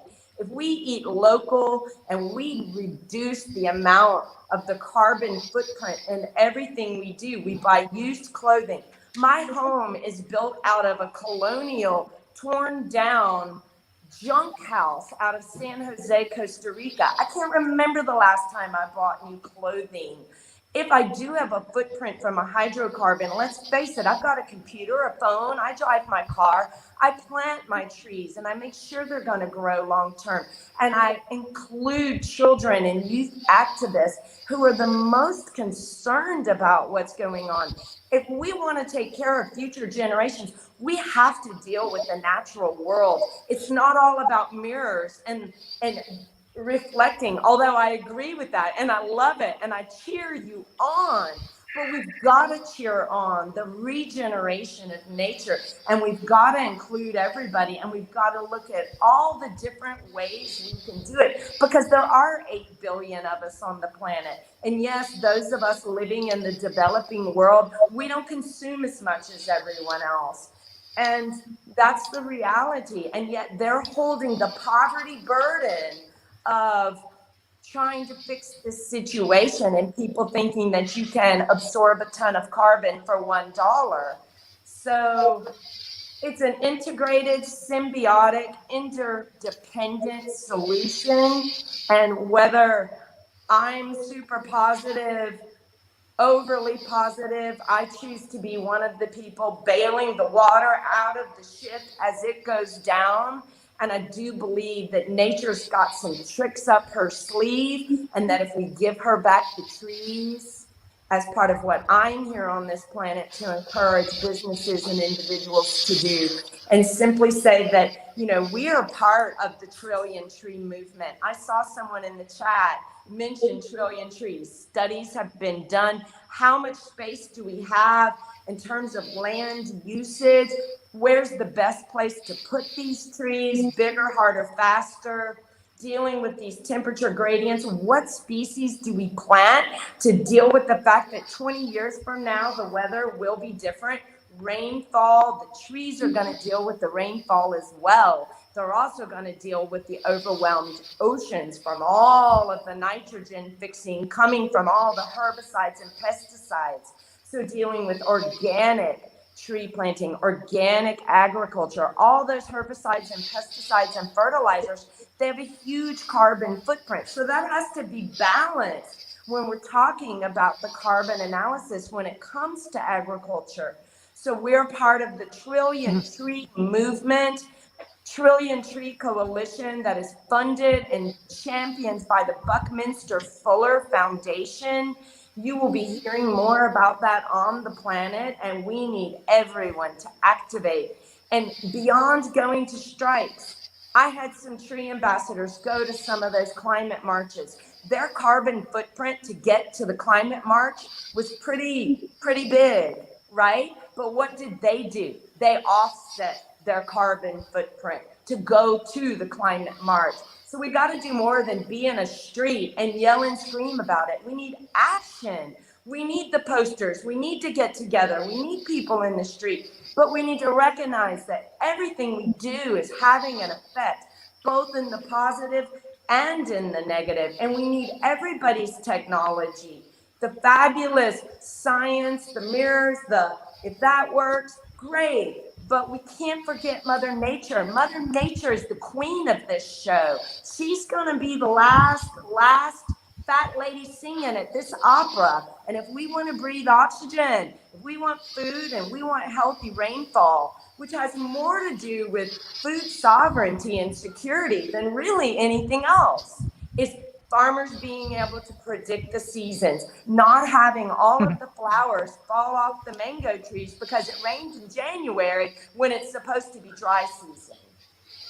So I'm here Thank to you. speak up for Mother Nature and say we got to do everything. Thank you, ma'am. Thank you, ma'am. Professor Dev, and yeah, what do you want to add? Because many things actually coming in these discussions. Yeah. No, I agree. We have to do everything. I think that Professor McPherson has not yet mentioned the methane that's burping out of the Arctic, which is going to accelerate the warming. So we really have to do everything. And I have taken a great dose of hopium, and I'm going to keep working with kids and teachers and parents to get people aware. The problem is that people become aware, as we have all become, and then they go immediately, in our cases, to advocacy, which is what Jennifer just displayed, incredible advocacy. But most people don't go straight from awareness to advocacy. They have to become interested. They have to learn more, and then they have to take some risks and try things and evaluate that trial, and then finally they become adopters of a clean, green lifestyle. And then through reinforcement from their community, they become advocates. So it's a step-by-step process that people have to climb. And if they don't put their foot on step one with awareness, and they don't put it on step two and begin to take action, then they will never get to advocacy. So if we really want people to get on board, we've got to go up that stairway. And that's what I do with the Green Actioneers workbook. We take the kids and the parents step by step up to advocacy. They start with awareness and they end up as advocates. We made a leap, but other people don't make that leap. Other people have to go step by step. And our job, if we really are going to work on this, instead of just throw up our hands and quit, is to take them step by step that stairway. Mm-hmm. Thank you, sir. Professor Guy McPherson, sir. Actually, many things come, many activities and many point of view come. So, what the major strategy we should take right now? Well, I've already mentioned the Mirror Reflection Project, which I think is worthy, and the proverbial Hail Mary that will grant us enough time so that we can make enormous societal and individual choices that might, in fact, preserve habitat for our species on the planet. And if it doesn't, bear in mind that we are likely to lose all life on Earth, that Earth will turn into a lifeless rock. So I think none of us want that. We can take many actions, and at the level of individuals, I suspect most of us are taking more actions than the average person. But do those scale up? Have we thought about taking actions at the community level? Have you thought about going to your city council meetings and trying to reduce homelessness, trying to reduce racism, trying to reduce misogyny in your community? And at the societal level, there's the nuclear power plants waiting, but certain to catastrophically melt down if we don't pay them proper attention. There is much to do, too much for the 10 of us on this call to secure in only a single lifetime. So that tells me that we need to have our impact reach beyond our individual selves. How do we do that? All of you have been doing it for as long as I have. And it would be difficult to throw up our hands and give up and say that there is nothing to be done because the situation is out of our hands. And that might even be true. But as Edward Abbey pointed out, action is the antidote to despair. And so I would encourage people to take action in the appropriate direction. Action at the level of the individual, treating everybody you come across as your ancient dying grandmother. At the level of your community, trying to make your community a better, more decent place to live for everybody in it. And at the level of society as well. Will we succeed? It would surprise me very much. Do we have a choice? I don't think so. Mm-hmm. Mm-hmm. Okay, thank you, Professor. Mr. Alex. Yeah. Thank you. I just wanted to add some technologies that we haven't discussed yet. One that I think would lower our collective carbon footprint. Feel free to correct me if I'm wrong. They're working towards the Hyperloop, and it just seems more efficient. Unfortunately, we're in a pandemic, so that is going to slow down projects such as that. It's also slowing down and limiting us from carpooling and Uber trips and some things that may become more efficient.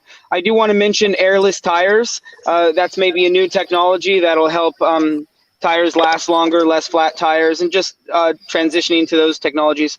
My website that I've been with for like maybe 7 or 8 years, a long time, is actually run on 100% wind energy, all the servers. So I hope that we transition towards all the cloud technology, all of the website servers to some form of renewable energies. And unfortunately, they are using ocean to cool them down and stuff, so that's an issue. So I want to mention technology does allow some of our products to last longer, which is really cool. We can use technology to make things more durable, more solid, that they don't just break and end up in the landfill. I do hope that we spend an equal amount of attention towards... Mr. Alex, can you check your sound system, please? Just mention when Guy mentioned the mirroring effect and all of that. So about 4 or 5 years ago, I did, I guess, a semi-joke on social media. Like, okay, everyone, like, we're in a climate emergency. If you knew how bad it was, how bad this emergency was, and I was trying to encourage everyone just like to go into their house, take all of their mirrors, break the mirrors off their car, their rear view mirror, just set them all on the ground facing up, because we're in a desperate situation to redirect the rays back into the atmosphere. So we're not at that point. And obviously it's going to be difficult for society to accept that, but we're in a crisis right now. So, painting things white, having living roofs, and there's a lot of other things we can incorporate. So I also try to look for 1% for the planet logos when I purchase products, and FSC certified products, which stands for Forest Stewardship Council. So we can actually use technology now when we purchase products. A portion of the money that we spend on those products is redirecting towards nonprofits, such as what Jenny's working on to help offset our carbon. So, as Guy also mentioned, decommissioning nuclear power plants around the world. I'm also all for decommissioning nuclear power plants. We have a large percentage, or I think most of them, built at ocean level, and it takes 30, 50 years to decommission nuclear power plants, and the ocean's rising. But it's not just the ocean rising. We have a lot of nuclear power plants around the world that are in hurricane-prone regions, and it was like 2 years ago, one of the major hurricanes that made landfall in Florida was just a few miles away from catastrophically destroying one of the nuclear power plants there. So the military is transitioning a lot of their vehicles and their infrastructure to solar, and I like how that's taking place. And those are some of the notes that I wanted to add to this discussion. Thank you. Okay. Thank you. Can you please check? Yes. Yes, Mr. Paul. Right. smoke being the aerosols that block some of the sunlight. I just want to talk about where there's many places we could put this umbrella, the so-called umbrella, to block some sunlight. All of these places are under a category called solar radiation management, which I said before is one leg of the bar stool. So we could put the umbrella at ground level, and this is what Guy's been talking about, the mirrors at ground level. We could put the mirrors in the mirrors from when we emit fossil fuels and when we emit the aerosols associated with them causing global dimming. That's essentially putting umbrella in the lower atmosphere. And because of rainfall and weather in the lower atmosphere, if we stop putting it in, it rains out in about a week or so. So that's why the response of aerosols being removed in the lower atmosphere is very large, which caused us to have a record warm year in 2020. We could put the umbrella in the upper atmosphere, in the stratosphere, and this is sulfur. This is what volcanoes do naturally, powerful volcanoes, and cool the planet. So we could seed the upper atmosphere, for example, add sulfur to airline fuel, and that would be they'd have to fly a bit higher than they currently do to get it to be deposited in the upper atmosphere. And that would be a very inexpensive and very fast way to cause rapid cooling of the planet on a short term. But the big sort of, we could also put this umbrella up in space. Now, until recently, I would say that this would be prohibitively expensive and sort of not really practical. But I'm reevaluating that given the advances that SpaceX is making with their super heavy and their launches. It would be very easy to get a company like SpaceX to put in their new spaceship, which they're building. They want to launch 100 people to Mars. That type of device and heavy boosters could very easily launch a huge amount of thin mylar sheet, and that could be put up in space, deployed and put up in space at a very reasonable cost. We've reached that technology point. And if it was above in Earth orbit, and it was in a counter orbit to the Earth, as the Earth was rotating, giving any location on the Earth daylight and sunlight, night and dark, if the mylar sheets were placed in orbit such that they were always directly between the sun and the Earth, they would provide blocking of the sunlight 24 hours. And we'd be talking, to give you an idea of the scale, it would be something like tens to 100 square kilometers, and it would block, if we blocked a very, very small fraction of the sunlight, much less than 1%, that would cause a significant cooling on the planet. So all of these sort of ideas are there.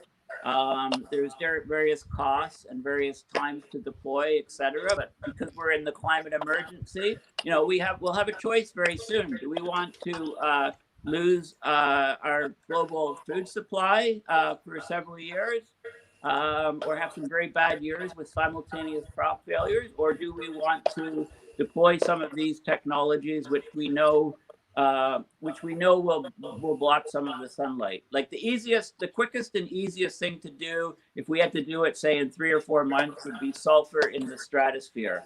The mirrors on the ground would take longer, but not that much longer. They would definitely take 5 years to a decade, I would say, to scale up.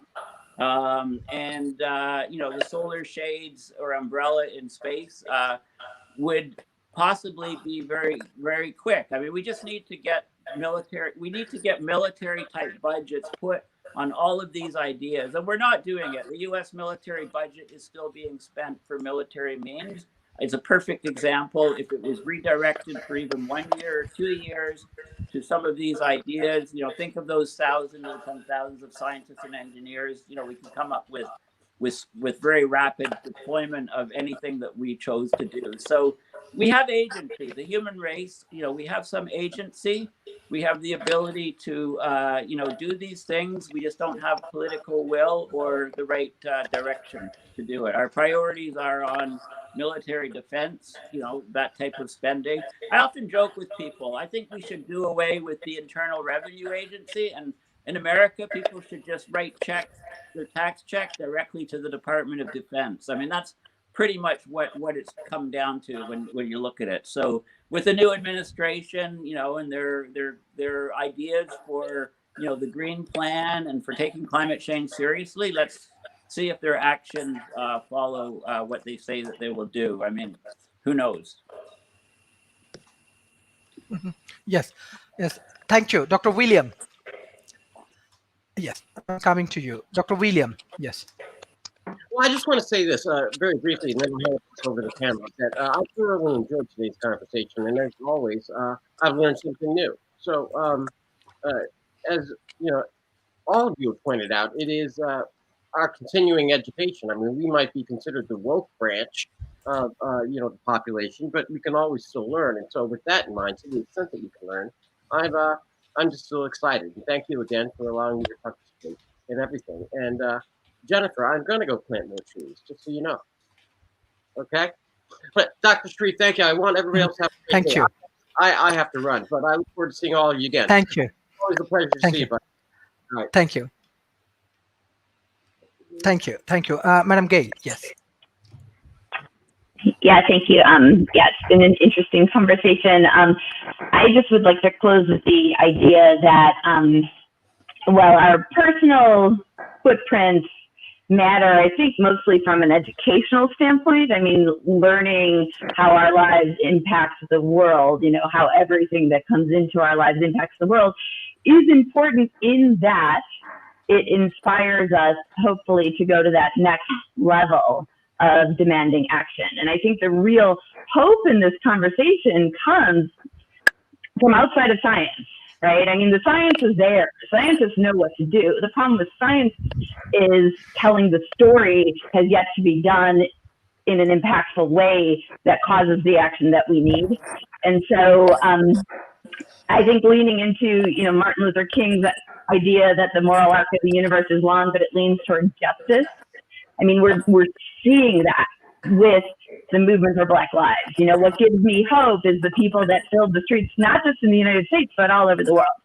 What happened in the United States Capitol, what was it, 2 weeks ago now, hugely important in what we're about to potentially see play out here in the coming weeks, also hugely important. It's not the Biden administration, I think, that gives me hope, because the Biden administration we've seen as cabinet picks, too many of them are not going in the right direction. However, Cori Bush on the floor of Congress calling out, you know, white supremacy, calling out, this is it, you know, the new bold Congress, mostly women, who are in there and who are not from within the political system, who aren't taking contributions, and who are demanding justice, and who are calling out racism and classism and all of the things that are driving all of these problems. That's our hope. Our hope is pushing the people in power ultimately to recognize that it's time for the United States and the global North to stop abusing the world. We don't have that right. We don't have the right to be comfortable, to live in comfortable places, to do whatever we want while trashing not just the planet, but people all over the place. I mean, this is a moral question. This is a moral story. We will only solve these problems when we feel the harm we're doing and we understand the need to change, and not just the need. I mean, we need global empathy and we need global communication, and then we need to localize our lifestyle. This idea that we are depending on, you know, large swaths of land being set aside for industrial ag so stuff can get shipped all over the world, half of it stuff we don't even need and we waste, is wrong. We've got to start regenerating farmland everywhere so that people can get what they need.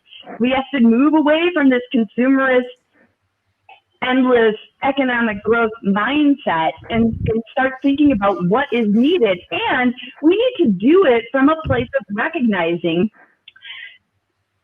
that ultimately it's not about sacrifice. We need to recognize that the lifestyles we're living are making us depressed. They're making us sad. They're not bringing quality of life. And what we could create, we need to build the story of what we could create that is a future where we save as much as possible and we live more simply, but with more meaning. And in doing so, I mean, I think that's the only way to actually create potential and hope. Thank you. Thank you, Professor Dev. Like many point of view actually coming, and I directly want to go for the concluding remarks for today. I want to start with Professor Dev, then Mr. Lauren, then Madam Jennifer, then Professor Guy McPherson, Mr. Pauls, then Mr. Alex Junils, and finally Madam Gail. I want to start with Professor Dev. Yes.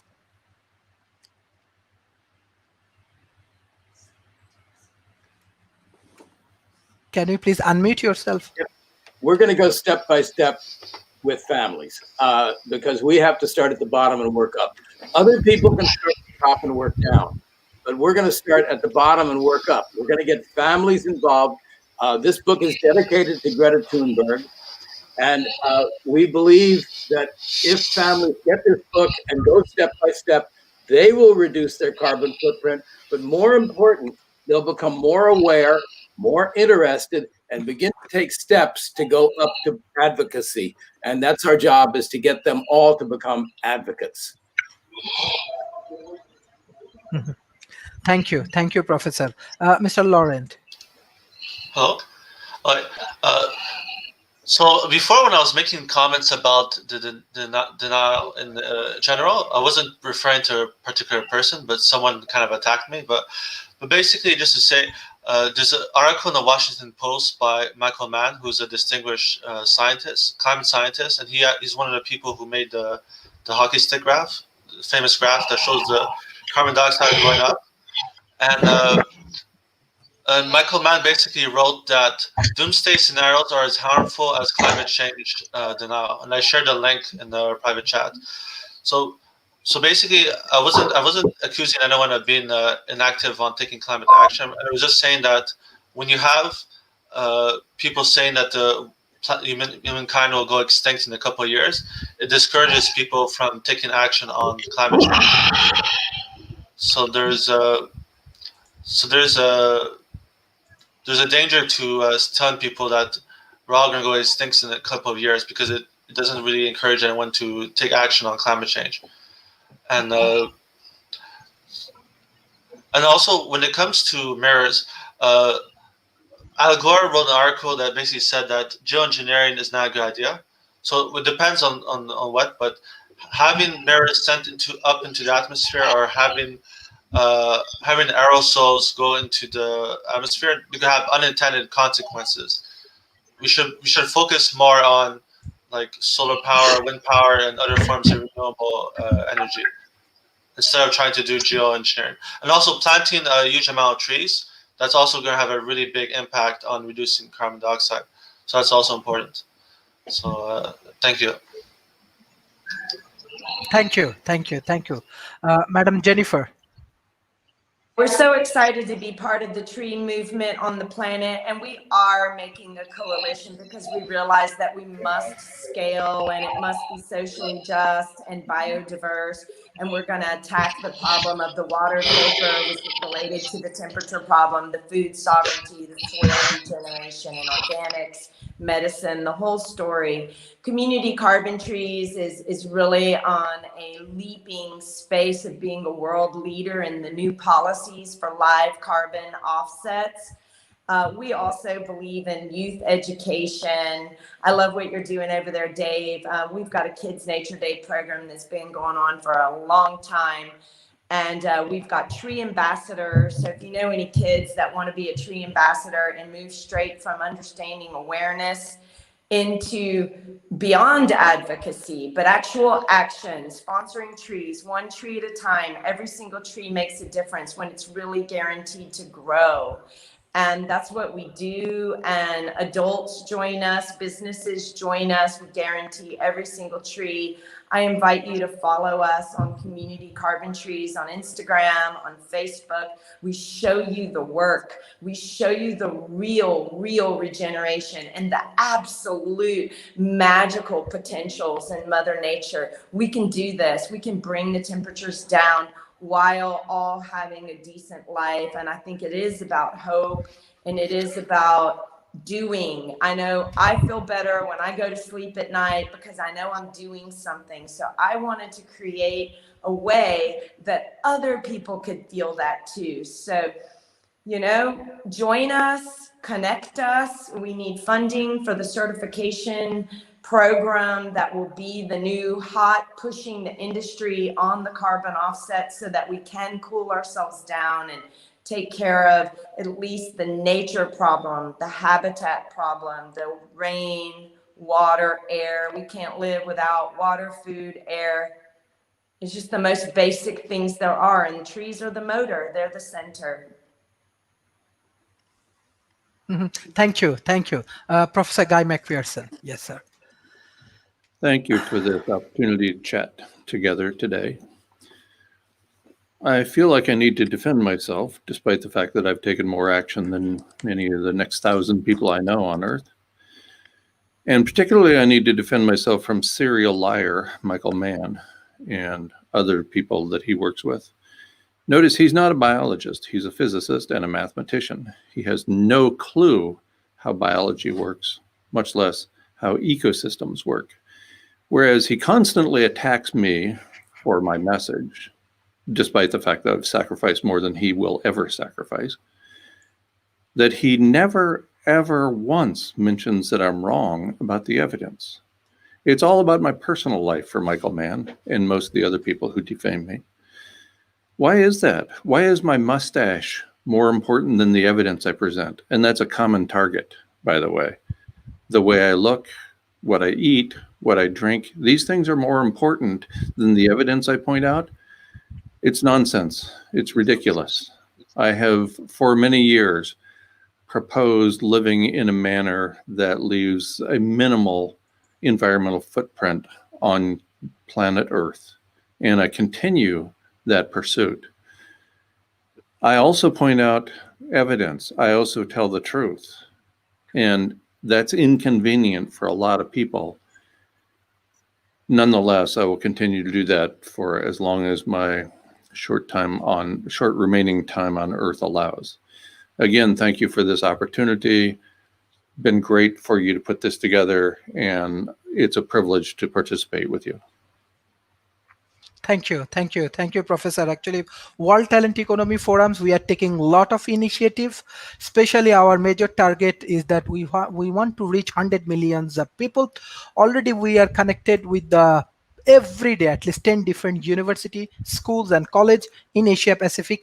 We are working with global think tank as well as different government, especially planning ministry, as well as different corporations. So we need more of intellectual support.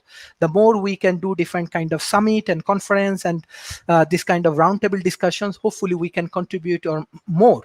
And hopefully with our contributions, we can change the ecosystem. Even what the important point you are coming, one of the specific point about this nuclear power plant. Yes, this is really dangerous. Even many developing nations, those who have highly density populated country, they are also developing nuclear power plant, and they are investing billions and billion dollars.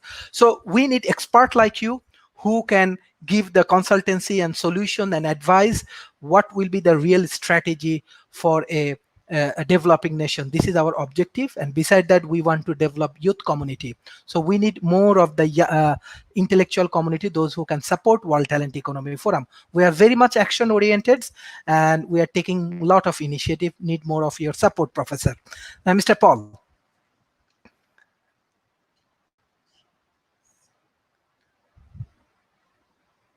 You know, the listeners. I should repeat. I think I was muted. I want to thank everybody for being on this call. All of the panelists and all of the listeners. And of course, we've been talking mostly about climate change and which is an outdoor environmental problem. Now, when I think of the coronavirus this year and all the things that we've been through, this virus is really an indoor air environmental issue. It's indoor air quality that is the key factor. Contact tracing studies around the world show that if you're outside and you're a few feet or a couple meters away from people, you're not going to catch the virus. It's not going to be transmitted outside because it's diluted so much. So what's the best way to measure and ensure that your indoor air quality is safe? And I would argue there's a huge climate change connection, because all you need is a CO2 monitor. They're become very inexpensive. It uses a little laser and a diode detector, and it measures the concentration of CO2 in the atmosphere in your indoor environment. Now, most of us here know that the concentration outside is about 410 to 420 parts per million. So if you have a detector inside and the CO2 level is not that much higher above the outdoor level, you know that you're getting decent ventilation of your indoor space with outdoors, and any virus that would be put into that space by a transmitter would be very, very quickly removed with the outdoor environment because of the decent ventilation. If you're in a enclosed indoor space with very poor ventilation and there's a few people in there, the CO2 level will very quickly rise up, double, triple, quadruple, even to several thousand parts per million. You know that space is unsafe. You know that anybody transmitting the virus inside that space, whether they're wearing masks, is at high risk of getting the virus, catching the virus. So I think the longer term solution to this virus and any other future viruses, including the normal flu, they're all airborne viruses. In the winter, when they're coughed or sneezed out, they're enclosed in water droplets, which evaporate quickly in the winter because it's a low humidity environment. And then the particles themselves, you've got the very tiny virus particles, will be in the air in that room for a long period of time. Somebody could be in the room in the morning and you could put in the virus and you could catch it in the afternoon. The person is nowhere around that put the particles in the air. So indoor ventilation is key, and we can monitor it with a simple CO2 monitor. I think every indoor public space should be mandatory to have CO2 monitors. I can see them eventually being put on iPhones, on wearables, like fitness wearables and stuff.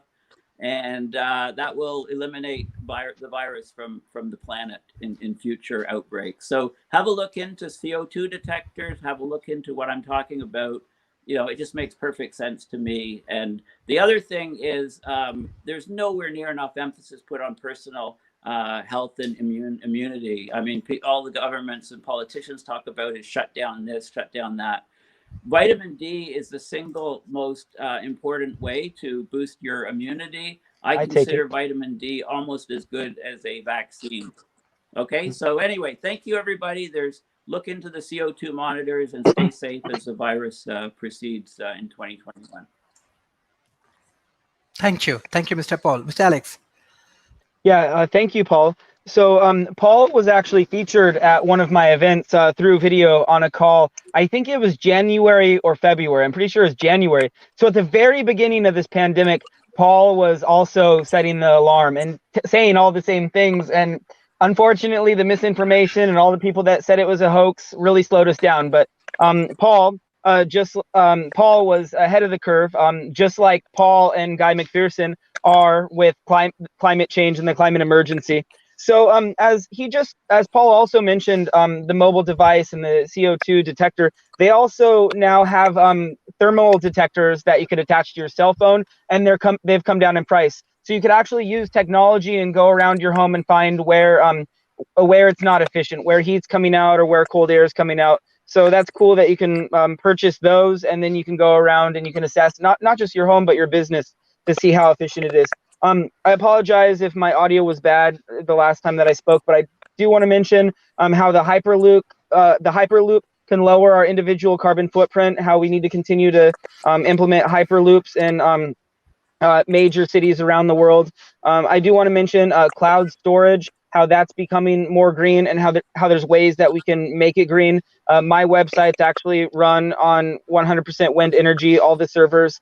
I do want to mention Guy mentioned nuclear power plants. There are hundreds at ocean level around the world. They're susceptible to not only rising ocean sea level, but to hurricanes. And if we continue to leave them susceptible, we'll potentially see more disasters in the future, such as Fukushima Daiichi. I wanted to say that technology allows us to build better, stronger products, whether it's 3D printing or graphene and all of the new technologies, so less ends up in the landfill. So when we do buy some of these new products, they may last longer, and that's a way. But then that comes down to individual choices, buying and owning things that serve a purpose, living within our means, and practicing minimalism. I'm a minimalist. I spend a lot of research and a lot of time before I buy products to make sure that it's really good, it's durable, it's going to last a long time, and it's not going to end up in a landfill. We do need to continue to encourage and support the military's transition towards lowering their carbon footprint, because they're a big emitter of carbon, and they are transitioning some of their infrastructure to solar, which is cool. Another way that we could use technology is every time we buy something to try to purchase things that say 1% for the planet, so it goes to the nonprofits around the world that are helping offset carbon, such as Ginny and her community carbon tree project, which I've actually strongly supported and donated. And then I also try to use vote with my money with forest certified products. So again, this isn't this is part of a solution. So just conversations like this, voting politically, like was mentioned here, going to the city council, becoming an activist, voting with your money, incorporating green technology, trying to buy, if you're going to replace your dishwasher, your fridge, trying to purchase things that are Energy Star. I do know LED lights are really efficient, but then hopefully we find better ways to recycle them correctly, just like batteries, and raising awareness of the importance of recycling LED lights because of the mercury, and batteries correctly. It's all important. So I appreciate this discussion, and I hope we could have more of these important discussions. And thank you, Sharif, for putting this together and organizing all these speakers. So Thank you. thank you. Thank you. Thank you. Thank you. Thank you, Mr. Alex. Mr. Junil.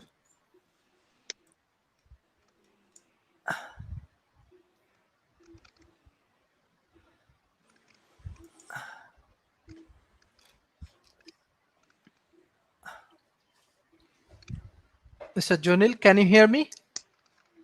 Madam Gail. It looks like he's back on. No problem. We can. Mr. Junil, can you hear me? Madam Gay. Yes. Hello. Please continue. Yeah. Yes, sir. You. Okay. Madam Gail, what's your concluding remarks? Sorry about that. I would just say, I would just encourage us to do all that we can to boldly push that moral arc of the universe towards justice. I, in a dream, would love to see a global restorative justice conference. Sharif, I think the work you're doing with students is huge because, bringing those young voices who feel their own future at risk to power, not just for themselves, not just for their future, but recognizing this sort of global collectiveness.